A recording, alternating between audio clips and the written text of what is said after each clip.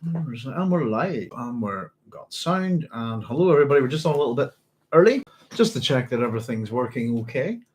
Um, it's Thursday, the 11th of January. It's very, very cold here. And so once we get 9 o'clock, I'll actually start saying hello and get things running. To give my glasses a wee clean here. They're very, very dirty. And hope that you're all okay and looking after yourselves. We've popped on at 9 o'clock. We really just once again because of my funny little sleep thing, folks, is that I'm actually getting up a lot earlier now. And just the tiredness was starting to get to me a wee bit when we hit 10 o'clock, which is when I'd rather start. And there's 9 o'clock. There we go. Just want to say hello, everyone, and welcome to Doc Sloan's Science Fiction Station for our Dune book club, our Dune Messiah book club now, our second book club, as we attempt to head all the way through the Dune series by Frank Herbert. It's been an interesting week. And I managed to get a little, put up a little eulogy there for my father. Just to say to everybody who watched it, I really appreciate you taking the time to look at it and have a wee listen to his story. It was a good thing to do. So just thanks for everyone for that. I know it's not the usual science fiction station kind of thing. Today we're going to have a look at Chapter 5. Which is quite a good little chapter, I think, where we get to see the Council of Muad'Dib at work, So I'll wait till we see if we've got anybody in the room before I'll start piling on. Excuse me. And we'll just get ourselves organized here. And I'm going to have a wee quick slug of honey. Hang on, I've got a new bottle here. I've got to get the funny little tab thing off it. There's always something. My hands are... There we go. That was quite easy. There we go. Excuse me a wee quick second. That's better. Hopefully that'll make things a wee bit easier. I don't know what it is about me, but my throat's always fine until about 5 minutes before I do this. And then it just starts getting a bit tickly, So there we are, folks. We're back after the holidays, and we're going to have a look at Chapter 5 today. So if anybody's out there, give us a wee shout, and could somebody let me know that you can hear me okay. And just while we're waiting for people to arrive, I got a nice letter a couple of days ago, and I thought I would read it to you because it's in relation just to the station and also to you guys, my audience as well. Let me just get some of those precious fluids. So this is, I don't have a name for this person, so just anonymous, really. So we'll just read this out to you. Just as I don't do social media, so I'm grateful that you pepper your streams with your contact info. I recently discovered your channel and PhD series, and I've made the book club a daily staple. I'm barely a fifth of the way through the Dune playlist right now. Dune videos are a dime a dozen on YouTube, but your magisterial work renders everything moot. Your classical scholarship makes everything else look like crayon and finger paintings in comparison. It's very kind words. For me, the clincher was that you tipped your hat to the Dune Genesis article of the YouTube videos, and I had seen none had. I also had no idea of the Erewhon connection. I haven't yet found an interview or article in which he cited. Where did he do so? It's a hidden thing, my friend. It's a deception by Frank. So it's there if you go hunting for it. But Frank Herbert does his best to hide the influence of Samuel Butler's Erewhon on his book, and I think Brian Herbert has gone to much greater lengths to hide that influence. But it's pretty obvious if you've read both books. You're also on point, perhaps even more generous to the Villeneuve film, shall we rename it Dance? The grey, desaturated colour palette was offensive for starters. Compare that to the richness of the Renaissance look of the Lynch movie, courtesy of Kubrick's designer and the taste of a trained painter like Lynch. Soviet grimness and gloom in comparison. Regarding your cinema exhibition woes, when you first caught the movie, I caught it in IMAX, and let me tell you that the god-awful clang of Hans Zimmer's score, my toes curled when I heard Benny Gesserit actually sung, and the poorly mixed dialogue was not a symptom of your local cinema, but was baked into the ear-splittingly loud dance mix. I'm in two minds about seeing part 2 in the cinema. Excuse me. The white skinhead villain look to the Harkonnens is so on the nose. This video made me what we've got here is actually this person's giving us a bunch of links, and I'm going to throw them up on the station. And it's just one of them is, why is Dune's marketing campaign throwing author Frank Herbert under the bus? And it goes on to make a few more comments basically about the film. I'll put up all of these links, and I've had a good look at a few of them. It says, doubtless Frank is spinning his, in lieu of tuition fees, I feel you're due, given the scope and value of your YouTube Dune output. I wanted to share something that perhaps you weren't aware of. I don't know whether you made it to CSU Fullerton to access the Frank Herbert collection. While prepping the thesis, I got a hold of some of the stuff, but not through them. But a decent chunk of audio material from them has made it onto the Internet Archive. And again, it's absolute gold, as our anonymous letter writer says here. And I agree, I've been having a wee listen to it, and we're going to put that link up for you folks. There's a lot of good stuff where you can have a good old listen to just Frank talking about his own work and his ideas. It says, prior to discovering your book club and your heroic audience's knack for digging out every nuance, the epigraphs are, for me, the cake and the plots are the icing. Frank's convictions and life philosophies, as he said, his pot of message.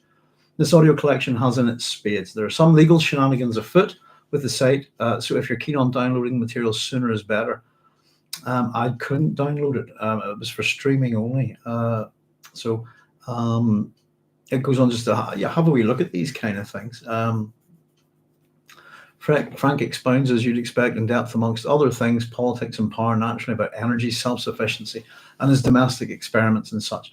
Other subjects there that are pertinent to the current time is his disdain for public education and endorsement of homeschooling. He describes the process of the then current film adaptation he was working on with a pre-Blade Runner Ridley Scott. The unmade movie's titles were to be played over the opening in media res scene featuring Kynes' final moments. Take that, Denis, you hack. So it goes on just to have a wee bit of a discussion about some of the Frank discussions with Dr. Willis McNally. So yes, I've always had the full audio of the Willis McNally interviews, and I've also had the transcriptions of them. And we've got a wee note B here. It says Nori. It's pronounced Huey, not Huey, or Huey, as I would say if you listen. He says, and Frank tells us why. So we've got a little bit here. It says, in 1969 interview with Willis McNally, Frank Herbert stated, I work orally because I think that language is spoken long before it was written. So after seeing the Villeneuve travesty, I sought the audiobooks and devoured the entire series. Scott Brick reads the entire unabridged book plus appendices solo. As the series progresses, his presence wanes and Simon Vance and others take the reins, which makes sense given the passage of time throughout the series. These are straight readings, no dramatization, and an unabridged as far as I can tell. The only negatives are Brick's heinous Scottish accent for Gurney, and in the later novels, the producers made no attempt at homogenizing the pronunciation of the actor reading Paul's segments, Messiah onwards. It's an interesting inversion of the Gurney situation, but less egregious. He's a Scottish actor performing an English accent. So again, we've got a little bit of a link to this video that sheds some light on the audio production. And says, Scott Brick, did you know a couple of decades back, when Morgan Freeman owned the rights and David Fincher, 7 Fight Club was penciled in to direct, he wrote a Rendezvous with Rama screenplay? I did not. Also on the Internet Archive is a complete copy of Without Me, You're Nothing, which is Frank Herbert's computer book. And again, we'll pop the link up for that. Such a prescient wink wink title given how mandatory smartphone ownership has now been made. So just on we go. Given how Trump and Greta were employed to illustrate certain points in your thesis, perhaps you'll think otherwise about the following opinion, but it does not detract from the genuine pleasure your channel has provided me with. But that said, the Genesis essay and the books themselves take on a new meaning post-2020, where governments on all continents simultaneously and unilaterally shifted to a totalitarian path akin to China and ramped up the climate agenda as a pretext for ushering in autocratic global government systems. It goes to talk about the WHO, pandemic treaty, surveillance, behavior control through programmable digital currency, etc. Artificially induced inflation through money printing and financial stimuli, artificially induced food and supply chain shocks through economic shutdowns and pressures on the global energy supply to induce frugality, the Nord Stream destruction, the intentional choking of the US energy output from day one of its current administration screamed hydraulic despotism. We've got, certainly the Russian, the whole Gazprom thing, Russia's hydraulic despotism is in action. And we've just seen it with Israel. It was real hydraulic despotism, haven't we, with the cutting off of water, to the Gaza, the Gaza Strip.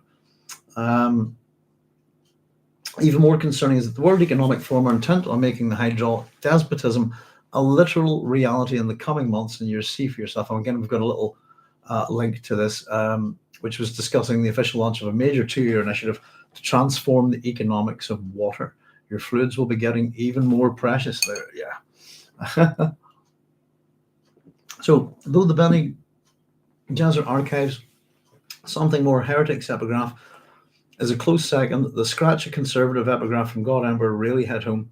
But since the advent of the 15-minute cities plan being rolled out across the West, and given the present war against the internal combustion engine and rampant push for electric vehicles, in spite of the absence of a robust electrical infrastructure that can sustain such a network, third world style blackouts and brownouts on the cards, boys. We've been warned about brownouts here in the UK, leading to the ultimate aim of abolition of private vehicle ownership. At this point in time, this line of Leto's cuts the deepest. Have you not considered how much easier it is to control a walking population? Now, where are we? God Emperor is, for my money, the zenith of the series. It's pure undistilled Frank Herbert musings dressed in worm hybrids clothing. There's plenty of overlap in his thoughts in the above archived audio. Anyhow, I'm thoroughly excited for your eventual coverage of the novel on the channel. Stay healthy and pledge to make it through every book.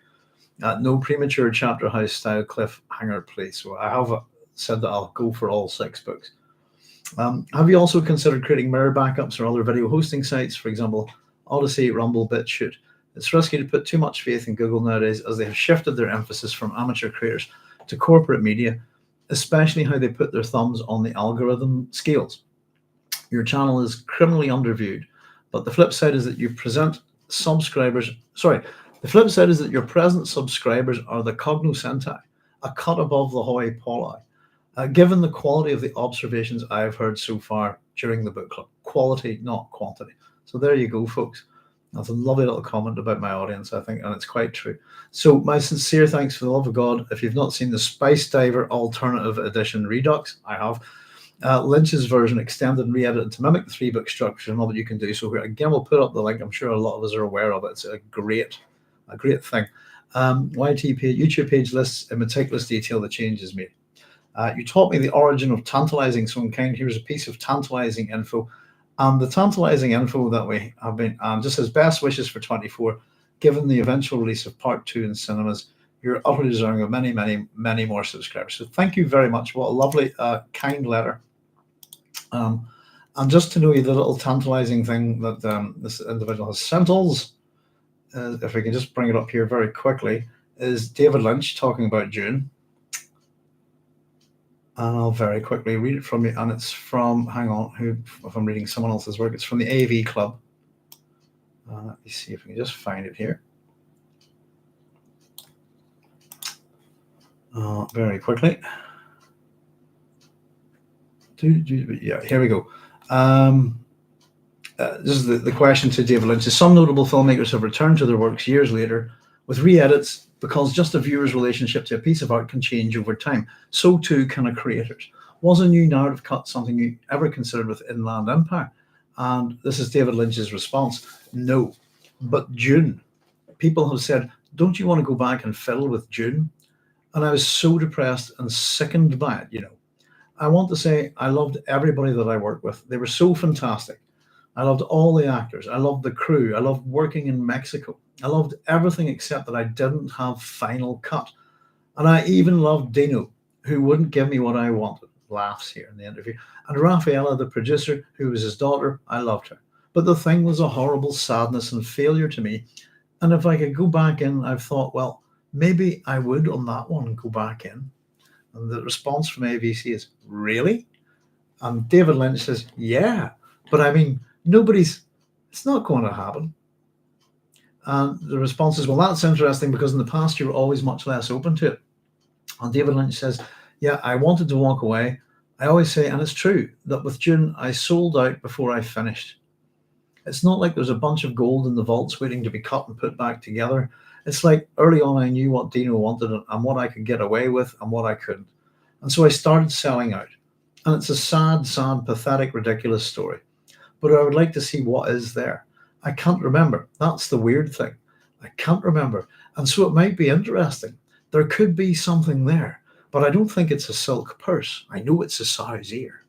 So there we go. And that's pretty much that little bit there from the, that's an interview with David Lynch. That's from the AV Club, and that's by Brent Simon. It's published April 14th, 2022. So it's a wee while back, but I hadn't read it. So there we go.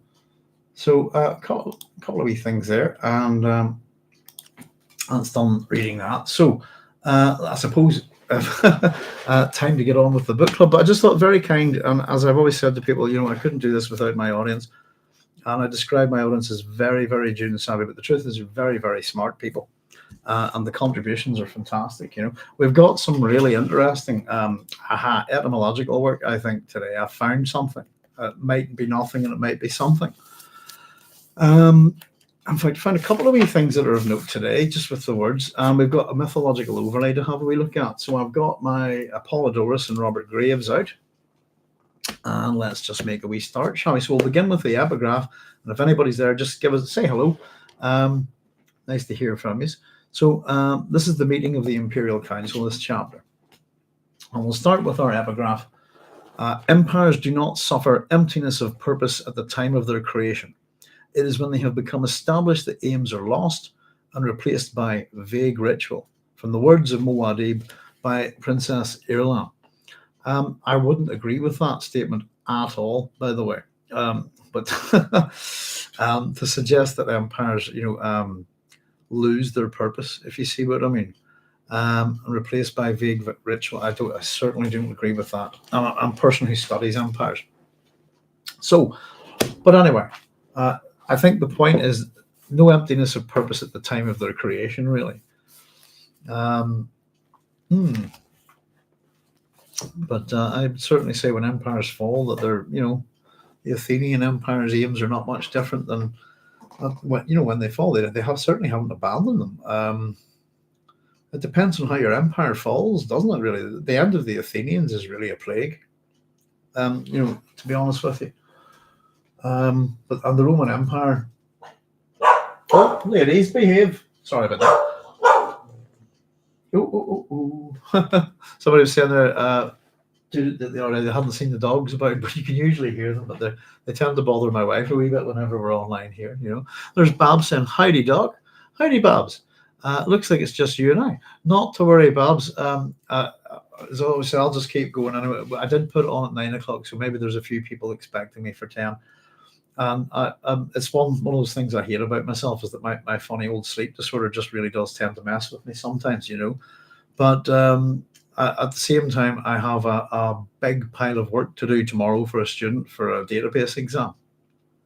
But that's great to have you here, Babs.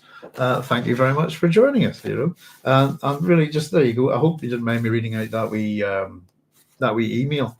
But I thought, as much as there's a wee bit of flattery and stuff there for myself, which I'm never too fond on, as you know, but it was a comment about my audience, really. So that was aimed at you guys, Babs. So I thought it was very nice. You're a cut above. Well, that's when I used to play gigs, Babs. We played in some funny places, but in little backwater towns and stuff. But we always play. We would play to as long as there's 3 people in the room. We would play our gig, and I suppose in terms of teaching, as long as there's one person in the room, or this kind of thing, I'll go for it. There's no reason to, as long as they're happy. So I hope you're keeping well, Babs. Our weather's about to change a wee bit here. We're starting to get a big freeze coming in, and apparently we're expecting snow at the weekend. But so I'm just going to make myself a wee rolly here. I saw it. I agree. We're one hell of a community. We may be small, but we're mighty smart. Absolutely, yes. It's funny enough. I sent that person a wee response just in relation to. I sent a wee reply, and they sent me another email back, just discussing some things, and it was interesting just to talk about the YouTube algorithms and the fact that one of the things is that we'll talk about anything here. We'll cover any subject, and we'll not shy away from it. We'll approach it in an intelligent manner. But because we do that, I think that we get flagged for keywords and all that kind of stuff, if you see what I mean. And not too sure about it, but definitely the algorithm's not working for us, but we're not bothered. We don't mind at all. It's much more fun doing it this way, I think. Big freeze coming my way too. So we're just so glad we got our heating fixed. Aye, I don't know. The weather, winter's not over yet, but it's nice to start getting a bit more daylight here, I have to say. There we go. 15 to 20 degrees below Fahrenheit. Oh, God, I thought that's really bad. And then I saw the Fahrenheit for early next week. I don't know. I think we've been around zero, just Celsius. This week we've been freezing, but no snow. But it's it's just been that. But the ground's been very slippy, but quite treacherous trying to walk the doggies. But our weather's very funny. We get all sorts of we're in the very north of Northern Ireland, and we get different weather patterns coming in. But when I go out the back door, I have to kind of figure out which way the wind's, which weather pattern it is for that day and stuff. It's a funny wee thing. There we go. Well, that's our epigraph. I've put them down before we get going. There's a lot to do with blame in this chapter, and I don't know. I suppose a sense of being blamed for things, a little bit of ego there, I think. But yes. I suppose we have the arrival of the adult Alia here, don't we? To start off. I got thinking about a few wee things as well, but prior to this, about the last chapter, I think it was just about the really bad smell of Paul's feet, and that bad smells are ill omen, and that we don't pay attention to the smell, if you know what I mean, from his feet. That's the ill omen, I thought. I was kind of fixated on that, wasn't I? I thought it was funny. Just because I had bad personal experience or something like that, So here we go. It was going to be a bad session. This meeting of the Imperial Court, Alia realized, she sensed contention, gathering force. That's the important word there, and we'll come back to it later. Storing up energy, the way Irulan refused to look at Chani, Stilgar's nervous shuffling of papers, scowls that Paul directed at Korba the Quizara. Seated herself at the end of the Golden Council table so that she could look at out the balcony windows at the dusty light of the afternoon. So we've got this nice little sort of setup of seeing the table, the council around it, and these windows which are on a balcony overlooking Arakeen. Excuse me. So we get Korba here now. Korba is a very interesting character, isn't he? So Korba, interrupted by her entrance, went on with something he'd been saying to Paul. So we're kind of coming in towards the middle of this meeting or something. We're kind of walking in with Alia, if you like, but it's been going on already.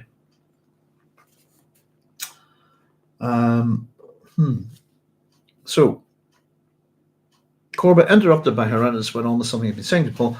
What I mean, my lord, is that there aren't as many gods as there once were. And Alia laughs at this. Laugh, throwing her head back, giving a good hearty laugh. The movement dropped the black hood of her Abba robe. Her features lay exposed, blue and blue, spice eyes, her mother's oval face beneath a cap of bronze hair, small nose, mouth wide and generous. And we're told that Korba's cheeks are almost the color of his orange robe. He glared at Alia, an angry gnome, bald and fuming. And before we go any further, I suppose, so the word gnome is an interesting choice here, I think, from the Latin. It's a Latin from a Greek word. So it's one word in Latin is gnomus, and it's from the Greek, which is Gaia Nomus, if you like. So it's hyphenated, if you like. Put those, one Gaia being the earth, Gaia, if you like. Nomos is a dweller, isn't it? A dwelling. So a gnome is literally, in Latin or Greek, an earth dweller. I just made a wee note here. I was looking the word up. It's introduced by Paracelsus, also known as Theophrastus von Hohenheim. There you go. It's not kind of as modern or as an older word as you might think. It's an interesting one. And if you look it up on Wikipedia, there's a good wee kind of run on it about how it's used from this point on, especially in fantastical literature, this kind of thing. So Korba says, "Do you know what's being said about your brother?" he demanded. And Alia replies, "I know what's being said about your Quizerati. You're not divines, you're God's spies." Now, that's quite important. That's phrase there. You're not divines, you're God's spies. And we're going to come to that in a minute when we give you the mythological overlay of Korba. Alia says, sorry. So she's poking at this guy here. And I suppose even if we note that whenever she comes in, I suppose Paul's reaction to Korba is continuous throughout this chapter. It was at scowls that Paul directed at Korba the Quizzer. So he glances at Paul for support. "We are sent by the writ of Muad'Dib, that he shall know the truth of his people, and they shall know the truth of him." Spies, says Alia. And Korba pursed his lips in injured silence. I like Alia's direct. Alia is one of my favorite characters, and particularly in this book. I really like Alia's character. It's good that we're going to get to explore her a lot. And one of the other things I wanted to say, by the way, before we get into it, is as much as we've been talking about the women, female characters being, some people view them as being sidelined, this kind of thing within Dune. This is the inversion. This is the second part of Herbert's fugue, if you like. And I think the female characters in particular really, really come to the fore and dominate this book, I think. And as much as some people think of Dune as a bit of an all-male kind of thing, which it's not, I think that's a big part of the flip here, if you see what I mean. There's Cynthia saying, "Hi, Doc. Sorry to be late." Not at all. There's Bam saying, "Hi, Cynthia." Hi, Bar. Thanks very much for joining us, Cynthia. It's lovely to have you here. I usually go on at 10, but and sometimes when I'm working at this, I don't really have too much time to get the title cards up. I'd like to get them up a day or two early. But it was just to really make sure that we got on with the show this week, I think, and try to get back into a steady run with things. And as I said, I'm doing that wee eulogy for my dad, etc. It had been in my head and it had been bothering me. It was kind of, niggling away. And I think I was glad to get that done and get it out, if you know what I mean. And I'll free up the old brain without sort of having to worry about it, I suppose. All right, let me just put my wee paperweight there. But yes, so Alia's response: "You're not divines, you're not divinity, you're not gods, you're God's spies." And again, the idea that Alia and Paul are divine, I suppose, is interesting here. So Paul looks at his sister, wondering why she's provoking Korba. And we're told abruptly he saw that Alia had passed into womanhood. Beautiful with the first blazing innocence of youth, he found himself surprised that he hadn't noticed until this moment. We're told that she's 15 years of age, which is the same age as Paul at the start of Dune. Almost 16. She's a reverend mother without motherhood, a virgin priestess, object of fearful veneration for the superstitious masses. Alia of the knife. That's an impressive sort of little array of words, isn't it? Little titles. A reverend mother without motherhood, a virgin priestess, object of fearful veneration for the superstitious masses. And that's that word. I suppose we have to question a lot about how the Atreides use religion, superstition, etc., as a tool of statecraft, and how in which they're happy to do so. Excuse me. So here we have Irulan, who says, "This is not the time or place for your sister's levity." I'm going to stop 1 wee second there and just read you something about. Did a wee bit of work on Irulan. I think we've, as much as we look at, we say that almost every name, or every proper noun, almost, if you like, in Dune has meaning and is loaded with meaning. And there are occasionally times where we cannot find something on somebody. And I think we'd looked at Irulan before and not really got a sense of the name. I was doing a wee bit of mucking around with it on the web and just thought I'd try again. And then I found out that there's a character called Anuril, which is, I think, one of the Brian Herbert characters. It's the name given to the Emperor's wife. And whenever I looked at that, I realized that it's an anagram of Irulan, which I thought was a bit weak. And then I just wondered, is Herbert doing something with the name? And you know, sometimes when you can't figure out what the word's doing or anything like that, as I like to say, sometimes it's just good to stand on your head. If you see what I mean, I flipped the word, I reversed it, I did a mirror image of it, and that gives us the word Naluri, which is the reverse of Irulan. Now, that's a word. And just to say that the word would mean instinctive, if you like. I did a wee bit of work on this. Now, I think it's a Malay word, is what I've got here on the next page, instinct as well. The Cambridge Indonesian Dictionary gave me a definition on it. So Naluri is the natural tendency to behave or react in a particular way without thinking and without being taught. And I don't know if that would fit with Irulan or not, but that's her name backwards, and that's what it means. And it's one of those things that we haven't been able to track before. So it was just a wee bit of my whimsy, as I like to put it, and I just kind of have another go at it. So I don't know if anybody would agree with me that definition would have in some ways match Irulan's character. Natural tendency to behave or react in a particular way without thinking, without being taught. I'm going to ask a question as we go through this, is that how much has Irulan been taught by the Bene Gesserit? Because it seems that it's not that much, if you see what I mean. We'll get to it. But Irulan's very bad at hiding her emotions.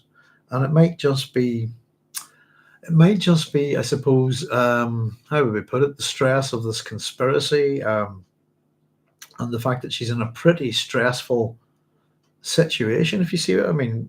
Even in this council, it can be dangerous for her, you know.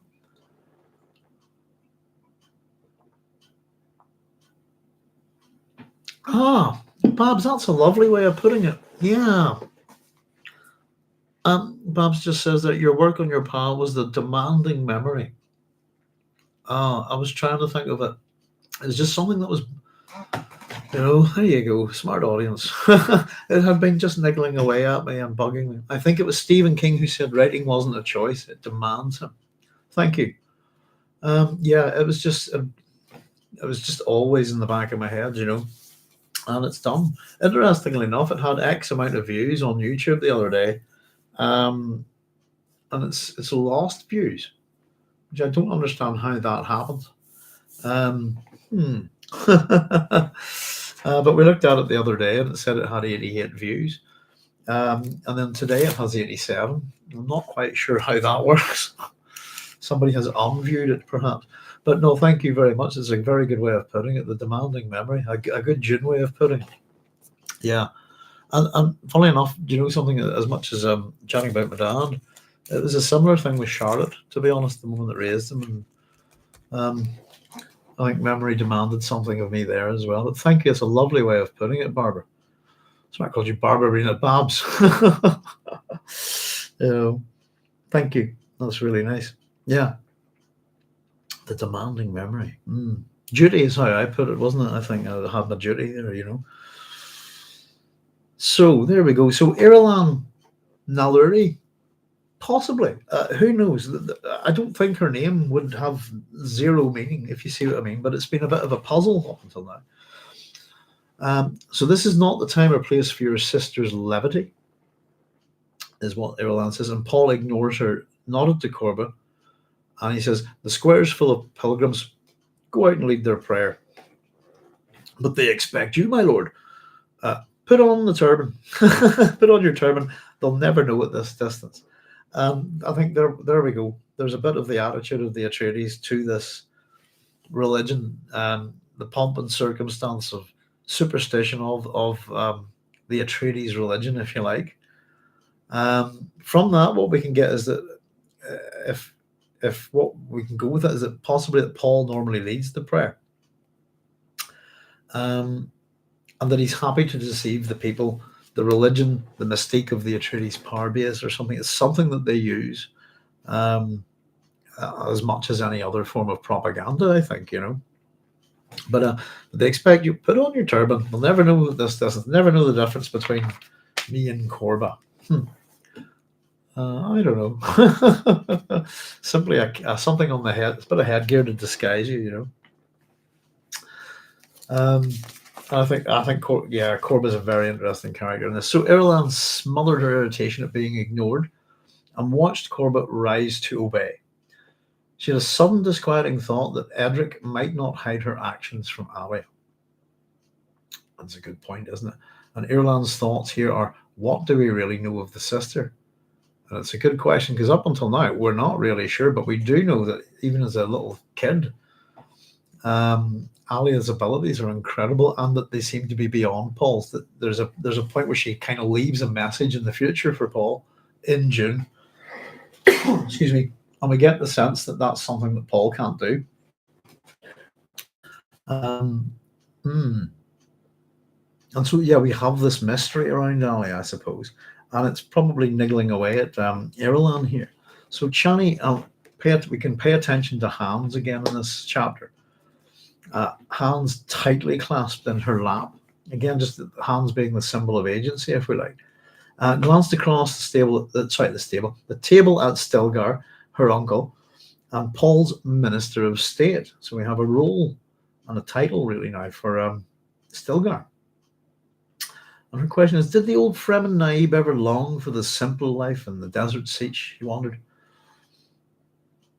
And of course, this is where Chani's mind is going with this, isn't it? The simple life that they're wanting to seek. Stilgar's black hair, we're told, had begun to grey at the edges, but his eyes beneath heavy brows remained far-seeing. And again, with that theme of vision in the book, it was the eagle stare of the wild, and his beard still carried the catch tube indentation of his life in his still suit. So he still has the kind of, the trappings, if you like, of a Fremen. And it is in particular, I think, as we go on throughout this book, how Stilgar sees things. It's really important to Paul and Alia, I think. And we have the comparison of two Fremen here. As Stilgar himself and Korba. Stilgar seems to be still a Fremen. But we have to ask, what is Korba? And I suppose the idea here is that Stilgar can see. And we're going to get to this right now. So Stilgar is made nervous by Chani's attention. He looked around the council chamber. His gaze fell on the balcony window, and Korba standing outside. Korba raised outstretched arms for the benediction, and a trick of the afternoon sun cast a red halo around the window behind him for a moment. Halo. Stilgar saw the court quisera as a figure crucified on a fiery wheel. Korba lowered his arms and destroyed the illusion, but Stilgar remained shaken by it. His thoughts were in angry frustration to the frowning supplicants waiting in the audience hall, and to the hateful pomp which surrounded Muad'Dib's throne. Now, geezer crucified to a fiery wheel. This is Ixion. Which I'm gonna, right, let's get stuff and we'll have a chat about him. Greek mythology, we love it. Oh, there we go. And Cynthia's saying Stilgar and Korba are foils of each other in this passage. It's funny that there's not much goes on between the two men, but I think it's quite notable. There's a few wee things, particularly whenever, I think, is it the report from the Quisera on Solusus Secundus. And well, I suppose we can contrast and compare them all the way through the book, I suppose, being for proper Fremen. We have a couple of wee things here, but let's have it. So, Korba, this will make a lot of sense, I think. We have a wee chat about the Atreides family. To give them their proper name, the Pelopids, if you like, and how they're descended from Tantalus in Greek mythology. And Tantalus is as we know, we get the word tantalizing from it, set to tantalize. He is a particular inhabitant of Tartarus, which is a particular place in Hades. It's like a unique personal hells within hell, if you like, for the very worst of what the Olympians deem are the very worst. So it has a number of famous inhabitants, and Ixion is arguably one of the most famous. So tell you what, let's just grab our. No. Ixion was king of the Lapiths, which was in Thessaly. Excuse me. Let's see if I can find them. I should have bookmarked these earlier, but I just dug them out before we came on. Shouldn't be too hard to find. Excuse me. Ixion's famous for two things. Well, we'll get to his crimes in a minute, but in terms of Greek mythology, in terms of fathering people, he's the progenitor of an entire race, which is the Centaurs, and he's also the father or stepfather of Perithous. Perithous is a companion of Theseus, and okay, hang on, let me just get this page open. Perithous would have been the first kidnappers of Helen of Sparta, who became Helen of Troy, were Theseus and Perithous, and they'd agreed basically they'd agreed to help each other steal wives. And the trick goes that whenever they steal one wife, for example, so for Helen of Troy is for Theseus. The agreement is that whenever they steal her, Theseus gets Helen and Perithous gets the horses that they use, if I remember correctly. And then the flip side of that is that rather unfortunately for Perithous and Theseus, and of course, Helen is rescued sort of by Castor and Pollux, her brothers. Perithous chooses, rather stupidly, Persephone, the wife of Hades, and that does not go well. So that Perithous is imprisoned in Hades. So Ixion, let's just get Ixion open. Father of Centaurus, according to Apollodorus, 40 and 142.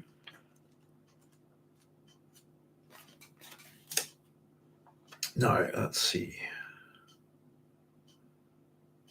Okay, let's do Malaga. Now, let me just read this to you if you're not familiar with it. If I can find it.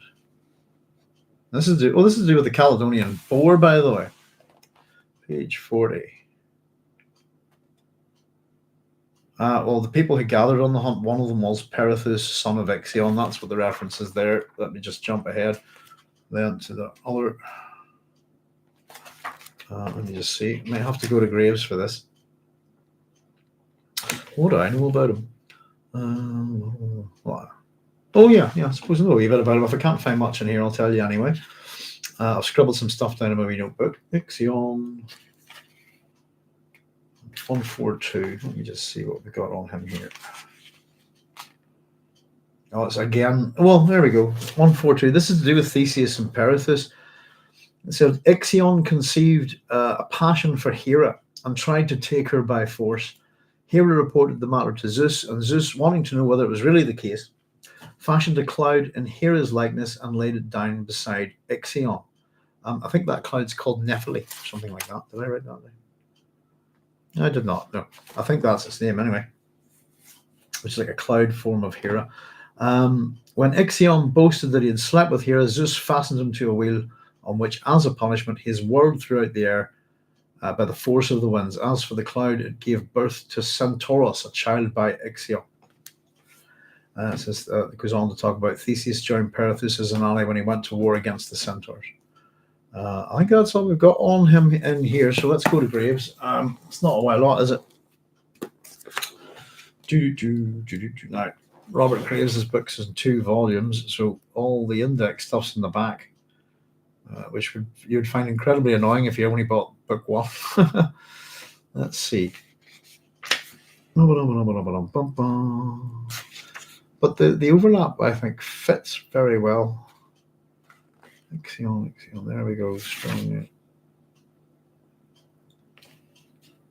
263. Right, I'm going to have to get the other book out here. This could be a wee bit tricky. Let's just see.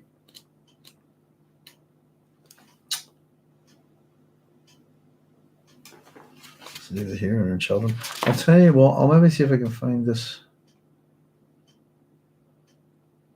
Let me see. No, I don't want to waste too much time here. Pass on 67 2.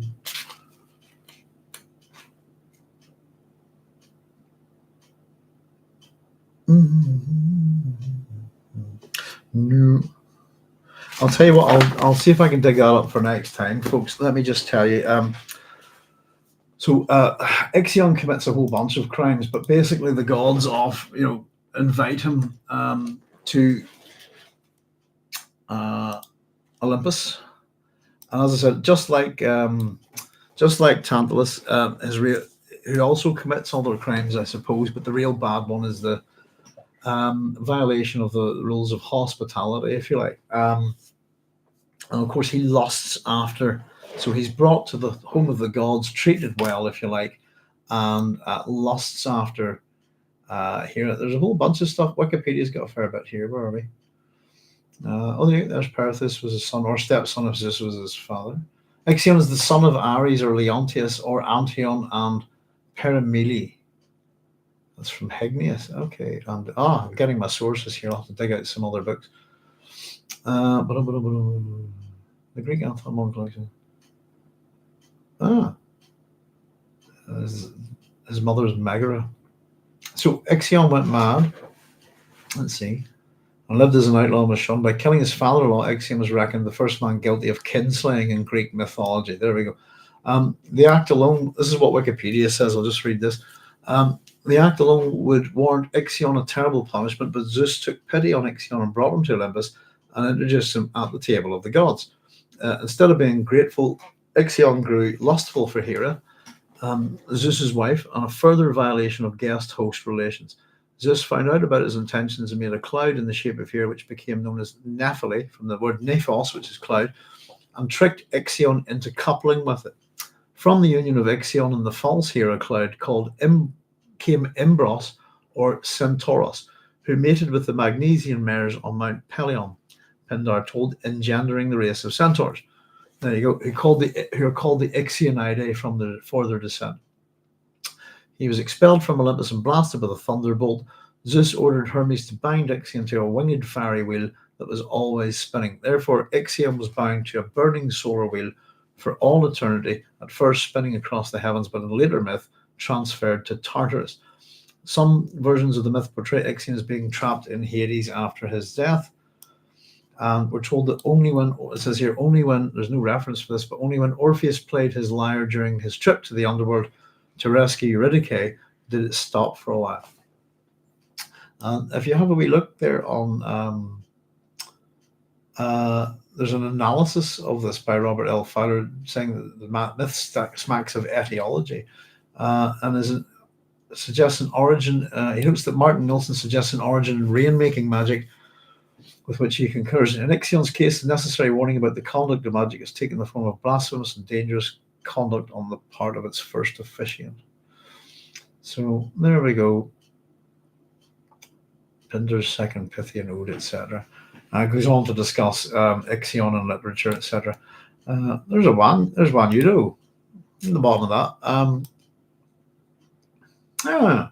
I know this guy. Juan Udo is a Japanese, something similar. Just read this too. Japanese. Juan Udo is Japanese for literally wheel monk, also known as fire wheeler soul taker, is a yokai depicted in Toriyama Sekien's collection of yokai illustrations, Konjaku Gazu Zoku Hayaki. He is a relatively well-known yokai. The earliest reports of him date back to the Heian period. Citation needed. It says he takes the form of a burning ox cart wheel bearing the tormented face of a man. Various folklore purports him as a condemned soul or of a tyrannical daimyo, who in life was known for having his victims drawn on the back of an ox cart. He is said to guard the gates of hell and to wander back and forth along the road between this world and the underworld, scaring townsfolk as he passes and stealing the souls of anyone who gets too close in order to bring them to hell with him. It's not quite the same thing, but he's a kind of similar looking. That's the wee legend. There, some modern appearances in games and TV and film. Beer, it says a similar thing in Christian mythology. What's this? A beer is a spirit that appears in the 16th century grimoire Pseudo-Monarchia Demonum, and its derivatives where he's described as a great president of hell, having 50 legions of demons. He appears when the sun is in Sagittarius. Like Chiron, the chief center of Greek mythology, he teaches natural and moral philosophy, logic, and qualities, and uses of all herbs and plants. Yeah, not quite the same thing, I think, but there we go. So Ixion is Korba, I think, and it really does make sense in a funny way. And Bob saying, by the way, Graves' Greek Myth is an audiobook in 3 parts here on YouTube. I love me some audiobooks. I'm getting into them. I tend to just listen to the same ones over and over again, though, just to help me sleep. But my main ones are really the old Lord of the Rings and I see that one on that's the cassettes and old Harry's game, But yeah, always looking for something good on audio. So I think I'm actually looking at some old sci-fi audio. There you go. So definitely, I think very much this sudden appearance, the red halo, Korba being at the table of the gods, if you like, being told that they're not divine with Quasara, which includes him. And we very much have this sense of someone at the table of the gods here, if you like. And of course, Korba is going to be pretty much one of our main. He's a bit of a mental case. Whenever I think I quoted Korba, talking with Paul in one of my videos, and it was we'll get to it, but it's that they're unbelievers all. Whenever I was recording Korba's kind of religious madness, I tried to do my best to give him as harsh a Northern Irish accent as possible. So there you go. Apollodorus and Graves, probably not the best place to look for that, more like Pindar, but there is stuff in there, but it's on footnotes and Graves is quite done. For anybody who's not got the books of Graves, there we go. That's the back of the first one. These are the ones I have. I actually have a really nice hardback edition as well, but these are the ones I work with. But what's kind of annoying is if you're reading the first one is that how to find the entire index for this is all at the back of the second volume. So there's no index in the first volume, and you kind of have to look at the back of the second one to try and find something in the first one. And there's quite a bit on Ixion, but it's all hidden in footnotes. So I'll see if I can collect some stuff up there, but probably Wikipedia has done a good job of putting it together there. So there we go. But I just went, oh, I know that. That's just too familiar. And it does fit the character, I think.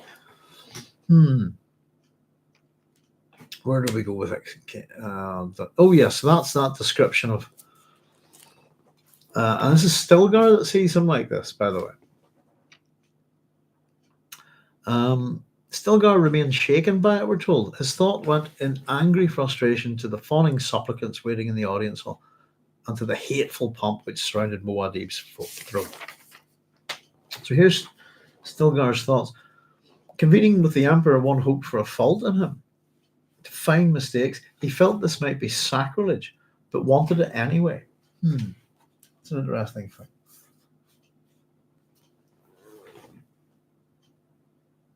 Not sure, but wanted what? Anyway, wanted the thought or wanted the sacrilege? It's an interesting thing. Or convening with the Emperor. Murmur. There's more murmurs.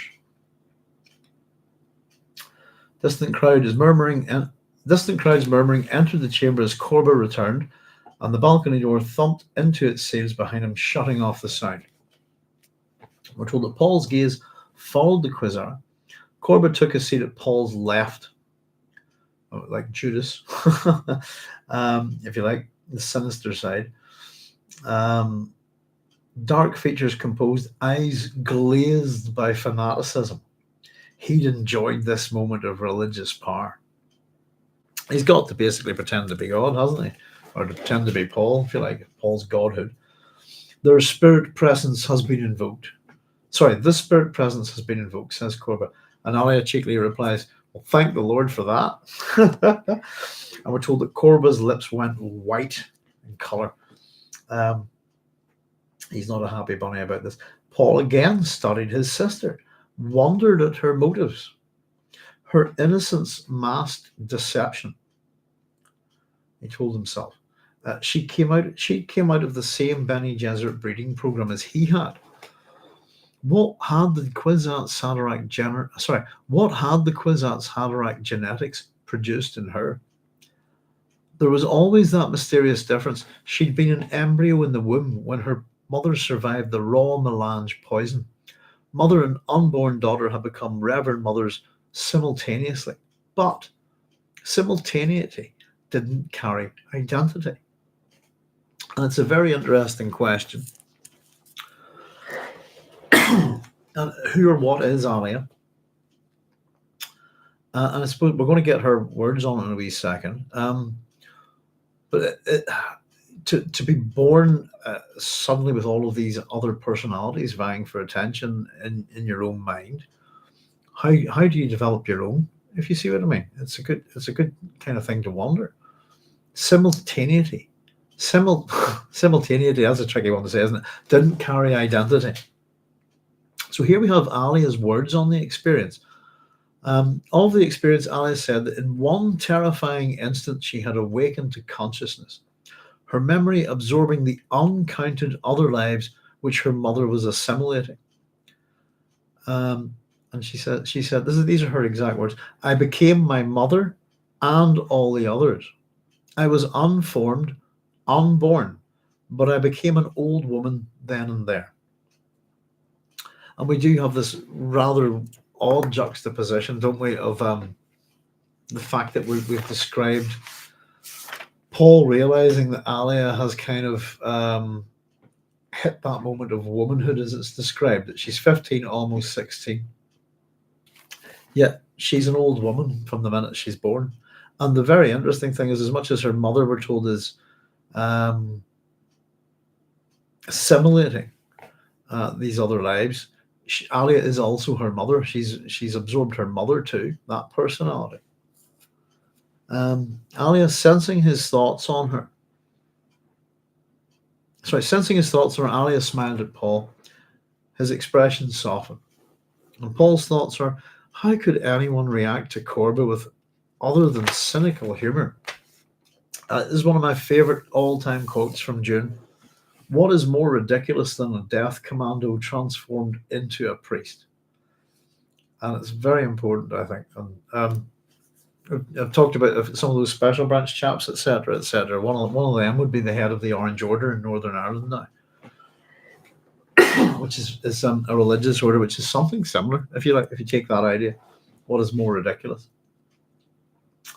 So he's interrupted by his thoughts are interrupted by Stilgar. And Stilgar's tapping his papers. And I've just written next to it, Stilgar, a bureaucrat, here. As much as Korba's become a religious fanatic, Stilgar is involved in statecraft here, and he very much comes across as a bit of a bureaucrat, I think, or almost in the role of a secretary here, I think. He tapped his papers. If my liege permits, these are matters urgent and dire. And that we'll hear that phrase again. Paul says the Tupile Treaty, or Tupile, if we like. I don't know how folks would like to pronounce this word. I used to always go with Tupile. I'd almost be more inclined to go with Tupile here now, but there's no any accents on it. Cynthia's saying, I wonder if Alia is sending those thoughts regarding Korba to Paul's mind as she did at the end of June, putting her thoughts into his future to help him understand her. It's a good question. And there does seem to be some kind of rapport here. But there's a little moment, I think, where I'm wondering how much does Paul understand his sister, as much as we talk about anyone else. And we'd think that they would be very close and they would have some kind of rapport. I suppose when we get to the end of the chapter, we're going to point something out that Korba says. But yeah, it's I think this is what's great about Alia's character. We have to kind of work at it for a wee bit. So, in terms of us seeing her basically as a baby before, here we have the new adult Alia, and we need to. Partly, this chapter is introducing us to her, but the mystery, the mystique of her remains, I think. And on the whole, she's quite quiet in this chapter. But yeah, but definitely poking at the religious maniac in the room, I think, is quite fun. What is more ridiculous than a death commando transformed into a priest? So, if my liege permits, these are matters urgent and dire, and this is the Tupile Treaty. Now, before we look at this, let's have a look at this word. Tupile or Tupile, don't know, in all honesty, is a town in Panama. Okay. Now, it's also an island in Panama, but we've got something else for you. So, Serbo-Croatian from the Proto-Slavic topiti to the word tupiti, which is to make dull or blunt. And this tupile, is actually that word, but it's the active past participle of it. There you go.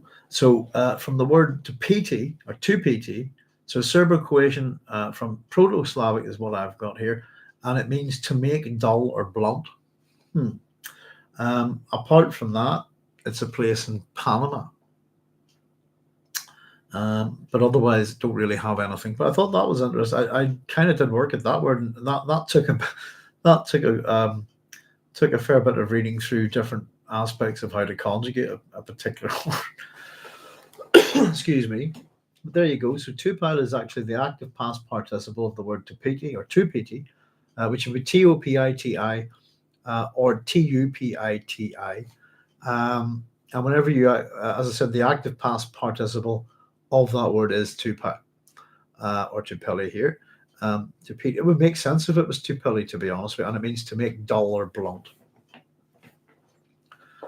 Always open to other suggestions. I try to work hard with these words. I do think that Frank really does muck around with language. Oh, that reminds me something. I think I have a source for. Oh yes, I'll get there. But I have a source for, I think, some of Frank's words, which I've just found today. I've got the book. Not that I've read it all, but one of the words that I was after today was in this book. I'll just give it to you now. Actually, it's a history of the English. Sorry, a history of English language by Albert C. Bough, and that's Baugh, and Thomas Cable. First published in 1951. There's a copy of it for free on the web, which I've downloaded. I'll tell you when I get to it, actually, but that's for the word instroy. But there you go. I'll tell you what, I had a hard time finding that word, and that's where I found it. So it took a bit of digging. Yeah, I'm wondering. It's the right book of the right era, if you see what I mean.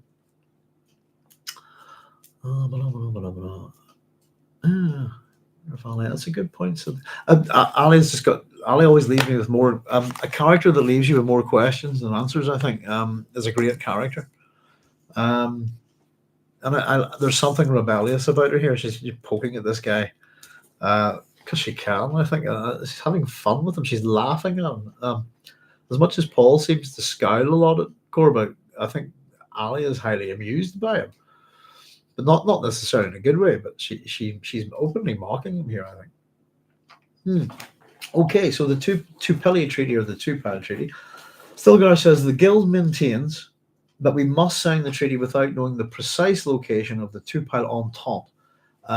They've some support from Landsraad delegates. So the Guild with a bit of support from the Landsraad, you're not going to know where the Tupile is. Irulan says, what pressures have you brought to bear? And Stilgar replies, those pressures which my emperor has designated for this enterprise. Which is a kind of blunt response, isn't it? We're told the stiff formality of his reply contained all his disapproval of the princess consort. And I've just made a wee note here that princess consort is not empress. or even empress consort or something like that. Irulan says, "My lord and husband," turning to Paul, forcing him to acknowledge her. Paul's thoughts here. So lots of this titular stuff going on here, that emphasizing the titular difference in front of Chani is a weakness, and it is. In such moments, he shared Stilgar's dislike for Irulan.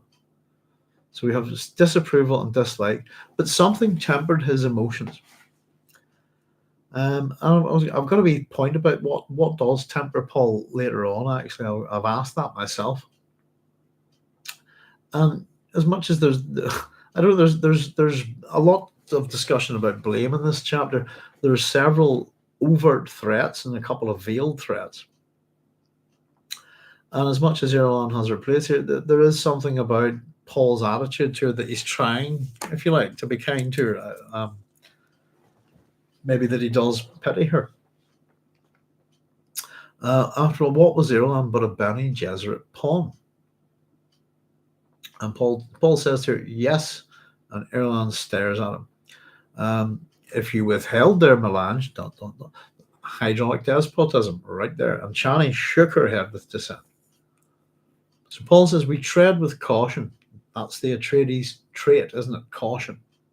That's really reinforced over and over again for us in the first Dune novel. Tupile remains the place of sanctuary for defeated great houses. It symbolizes a last resort, a final place of safety for all our subjects. Exposing the sanctuary makes it vulnerable. Of course, it's a place that Duke Leto and Jessica, way back in June, we could just run, we could go there. And again, it's possible that Tupile isn't one place, maybe, Stilgar says if they can hide people, they can hide other things. An army, perhaps, or, and this is quite important, the beginnings of melange culture, which, now, of course, this is going to be part of the plot, I suppose, the separation of melange out from Arrakis, an attempt to create some other source of melange, is going to be a major part of Dune. And like all things in Dune, drugs evolve as well, interestingly enough. So I really note that's important. Alia says, "You don't back people into a corner, not if you want to remain peaceful." And ruefully, she saw that she'd been drawn into the contention. That's that word right from the very start, that she'd foreseen. That's kind of interesting. Has Alia seen something, not realized that she's going to be a part of it? She'd been drawn into the contention which she'd foreseen. Just to jump back, the very start of this chapter, it was going to be a bad session, the meeting of the Imperial Council. Alia realized she sensed contention gathering force, storing up energy the way Irulan refused to look at Chani, Stilgar's nervous shuffling of papers, and scowls that Paul directed at Korba the Quizara. All these things, contention, and now she's been drawn up in it. Irulan says, "Well, so we've spent 10 years of negotiating for nothing?" And Alia responds with, "None of my brother's actions are for nothing." And Irulan picked up a scribe and gripped it with white-knuckled intensity. That kind of mirrors Korba's white, the tightness, the whiteness of Korba's lips as well. People sort of hearing stuff that they don't really necessarily want to hear from gods, perhaps, or people who might appear to be gods. So Paul saw her... oh, hang on. That's my... there we go. First hit of my bad handwriting. What's that? Marshall. There we go. What does that look like? Oh, okay. I've written the wrong Marshall. Dear, oh dear, Russell.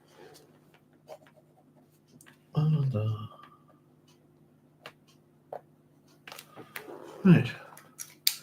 Sorry. Paul saw her marshal emotional control in the Bene Gesserit way. The penetrating inward stare, deep breathing. He could almost hear her repeating the litany. She's not subtle about this, is she? That's kind of where I'm wondering about the name.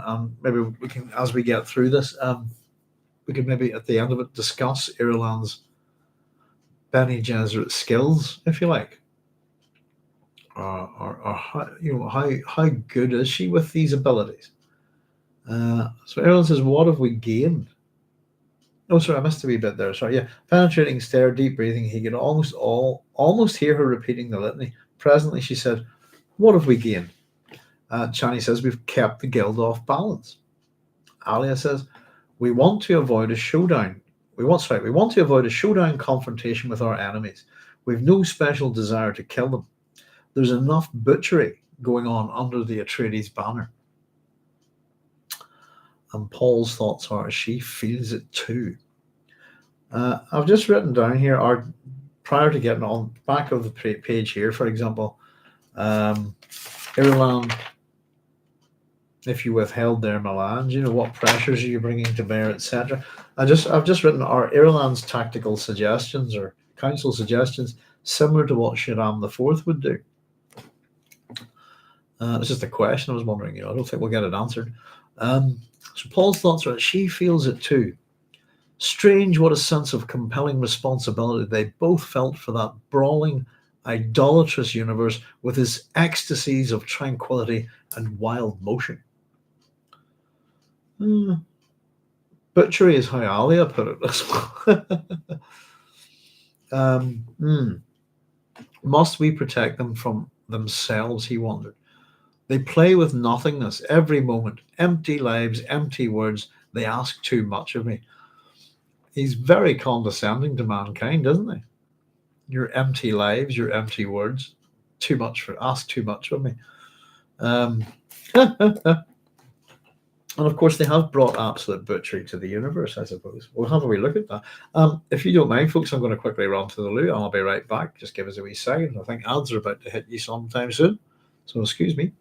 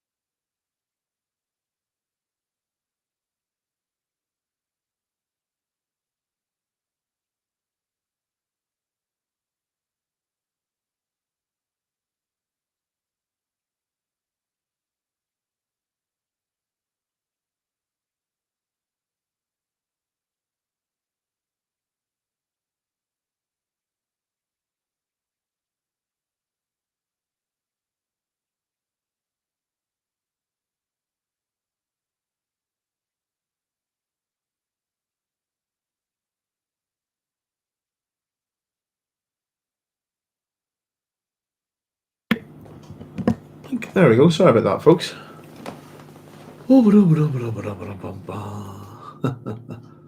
Let's see. Cynthia's saying 10 years negotiating this treaty. That suggests that Paul's been dealing with this as long as he's been in power. What does this say about his statecraft? I think we get a wee sense of that. Some things have been at him for a while, particularly the Bene Gesserit requests for his, for an heir, if you like. That's been going on. 10 years is the magic number, isn't it, when it comes to everything to do with Troy, if you like. This 10-year war. It takes Odysseus 10 years to get home. But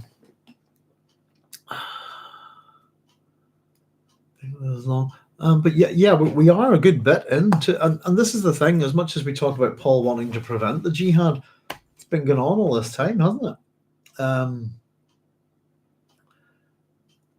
Yeah, it's, I suppose, it gives us time as a little bit of separation for the characters to grow a bit and put them into this position to be established as an emperor, if you like. But negotiating this treaty while his legions are slaughtering most of the universe that doesn't agree with him, basically. Hey Doc, there's Carlos saying, "Hey Doc, guys, sorry my old mum, as my old mum used to say, I'd be late to my own funeral." Not at all, Carlos. Thanks very much for joining us. Yeah, no worries. Good to have you here, sir. We just saying went with 9 o'clock tonight. Didn't really get the thing up with a lot. Well, I think we put up the title card a few hours back, but it's not really good enough, I suppose, to give some people a bit of notice. But not to worry, Carlos. Probably as much my fault as anybody's. But thanks very much for joining us. So we went on at 9 o'clock tonight instead of 10. So, so maybe expecting a few people just to join us around now. But definitely good to have you here. Let's see where we're at. I suppose we're just up to.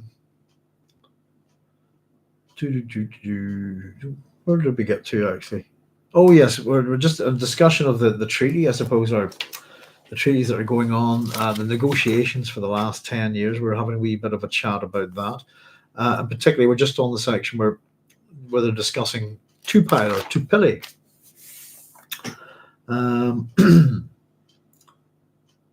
Let's just have a wee look. Yeah, what have we gained? Asks Irulan. Well, we've kept the guild off balance. We want to avoid a showdown.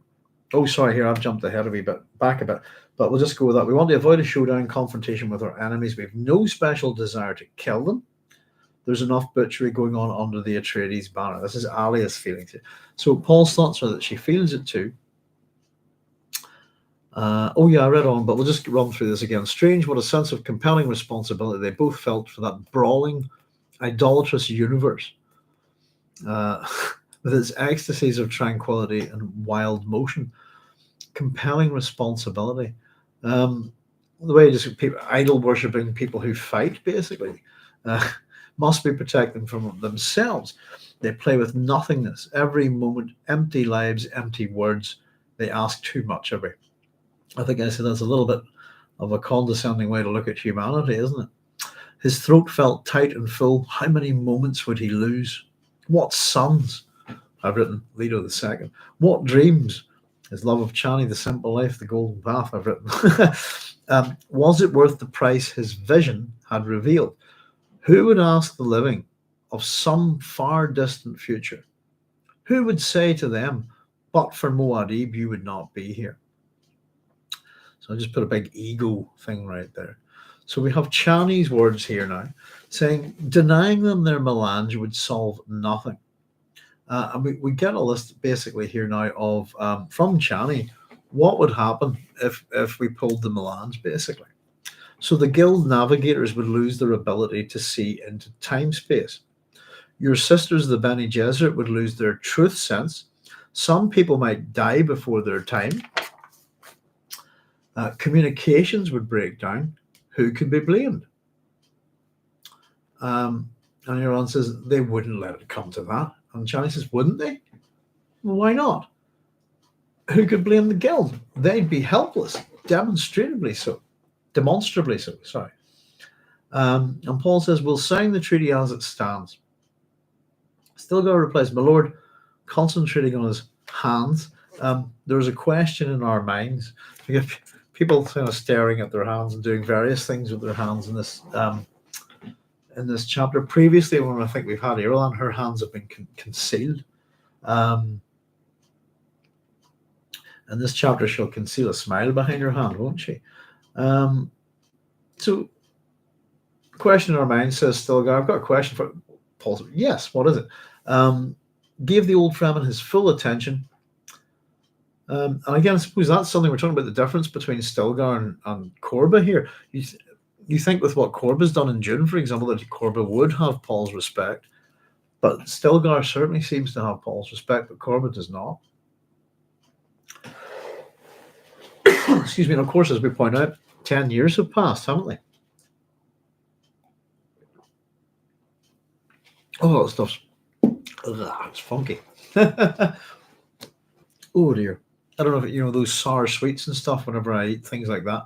I like bitter things, but it just pulls my face up to one side. It's kind of an involuntary thing. I think it's quite funny. So you have certain powers, says Stilgar. Can you not locate the Entente despite the guild? An Entente, by the way, like something like the Entente Cordiale, is basically a loose alliance of states. That's about it. And Paul's thoughts here: powers. Stilgar couldn't just say you're prescient. Can't you trace a path in the future that leads to Tupile? So that's the way that Paul would look at it. You've got prescience, but instead, Stilgar, you have powers. Who's to say there's any separation, really? Pardon me. We're told Paul looked at the golden surface of the table. Always the same problem. Should he speak of fragmentation, the natural destination of all power? How could someone who'd never experienced the spice change of prescience conceive an awareness containing no localized sensory captives? That's quite a tricky little sentence, isn't it? Should he speak of the fragmentation, the natural destination of all power? That's an absolute. Does all power fragmentate? Who knows? It certainly comes to an end and has limits, I think, but it can remain very much in the hands of an individual. Someone who's never experienced the spice change of prescience can conceive an awareness containing no localized sensory captives. He looked at Alia, found her attention on Irulan. Alia sensed his movement, glanced at him, and nodded toward Irulan. Yes, any answer they gave would find its way into one of Irulan's special reports to the Bene Gesserit. They never gave up seeking an answer to the Bene Gesserit. Oh, hang on. Sorry, I've written something down there. Let me just check my notes. I might have scribbled the wrong sentence there. Right. They never. Oh, yes, I've written Bene Gesserit instead of Kwisatz Haderach there. They never gave up seeking an answer to their Kwisatz Haderach. In fact, I've written the sentence in twice. Let me just. But put the wrong word at the end of it the first time. I should have scored that out because I've rewritten it afterwards. Whoops. There we go. They never gave up seeking an answer to their Kwisatz Haderach, obviously. Right. Basically, anything that Paul says here in answer to Stilgar's question, any question about their powers, their prescience, their abilities, etc., is going to go on a wee note from Irulan to the Bene Gesserit. In fact, Irulan's scribbling wee notes to all sorts of people, isn't it? Should be sending one to your father as well.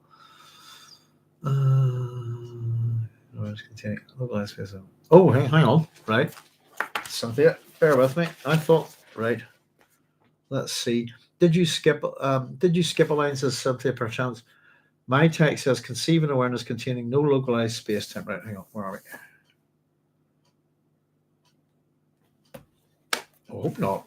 I try to keep this pretty good, but it's quite possible. Hang on, let's see. No sensory cap, right.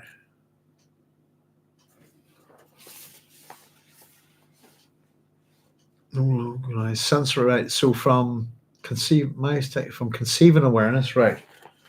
How could someone who'd never experienced the spice change of prescience conceive an awareness containing no localized sensory captives? No localized space-time.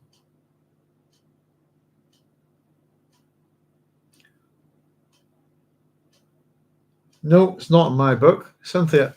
Well, because I was just going to say, a lot of that didn't make sense to me. Right. Oh, for the love of... Right, I don't know. Can I ask? This is the one I'm working from, once again. It looks like they have left out. Yeah, it's not here. Thank you for that. Spice change of prescience, conceive an awareness containing no localized, right? Yeah. I'm missing everything from space-time to the word sensory in my text, and it's not here. Right, let me bear with me, folks. I'm going to have to scribble that down because that I just thought, what the hell's happened there? It doesn't make no local sensory, or associate. Yeah, it makes a bit more, but no localized space time makes a hell of a lot more sense. How old? Berkeley Medallion Edition, 1975. It's not that. Yeah, this it's these, isn't it? We've discussed enough the problems with the first. Goodness gracious, there's so many, weren't there, in this edition? Just awful, including having a major character's name spelt wrong. Right, I'm going to scribble this into my book here. Cause in fact, tell you what, let's grab another copy. 1 second, let's grab a couple of copies off the. We have more than one. There's Jim Messiah. There's Jim Messiah. Let's have a look. Goodness gracious, that's appalling. Thank you so much, Cynthia. Yeah, there's clearly, I don't know anybody who's got this. We've got stuff missing. There you go, and that's exactly where it is. Let me just quickly investigate. Tiny writing.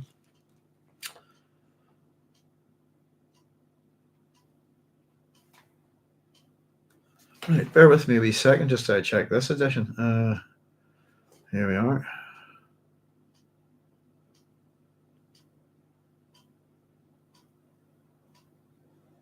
How could someone who never experienced the spice change of prescience conceive an awareness containing no localized sensory captives?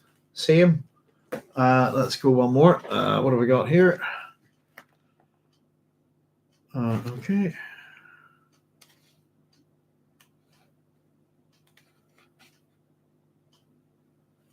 Here we go.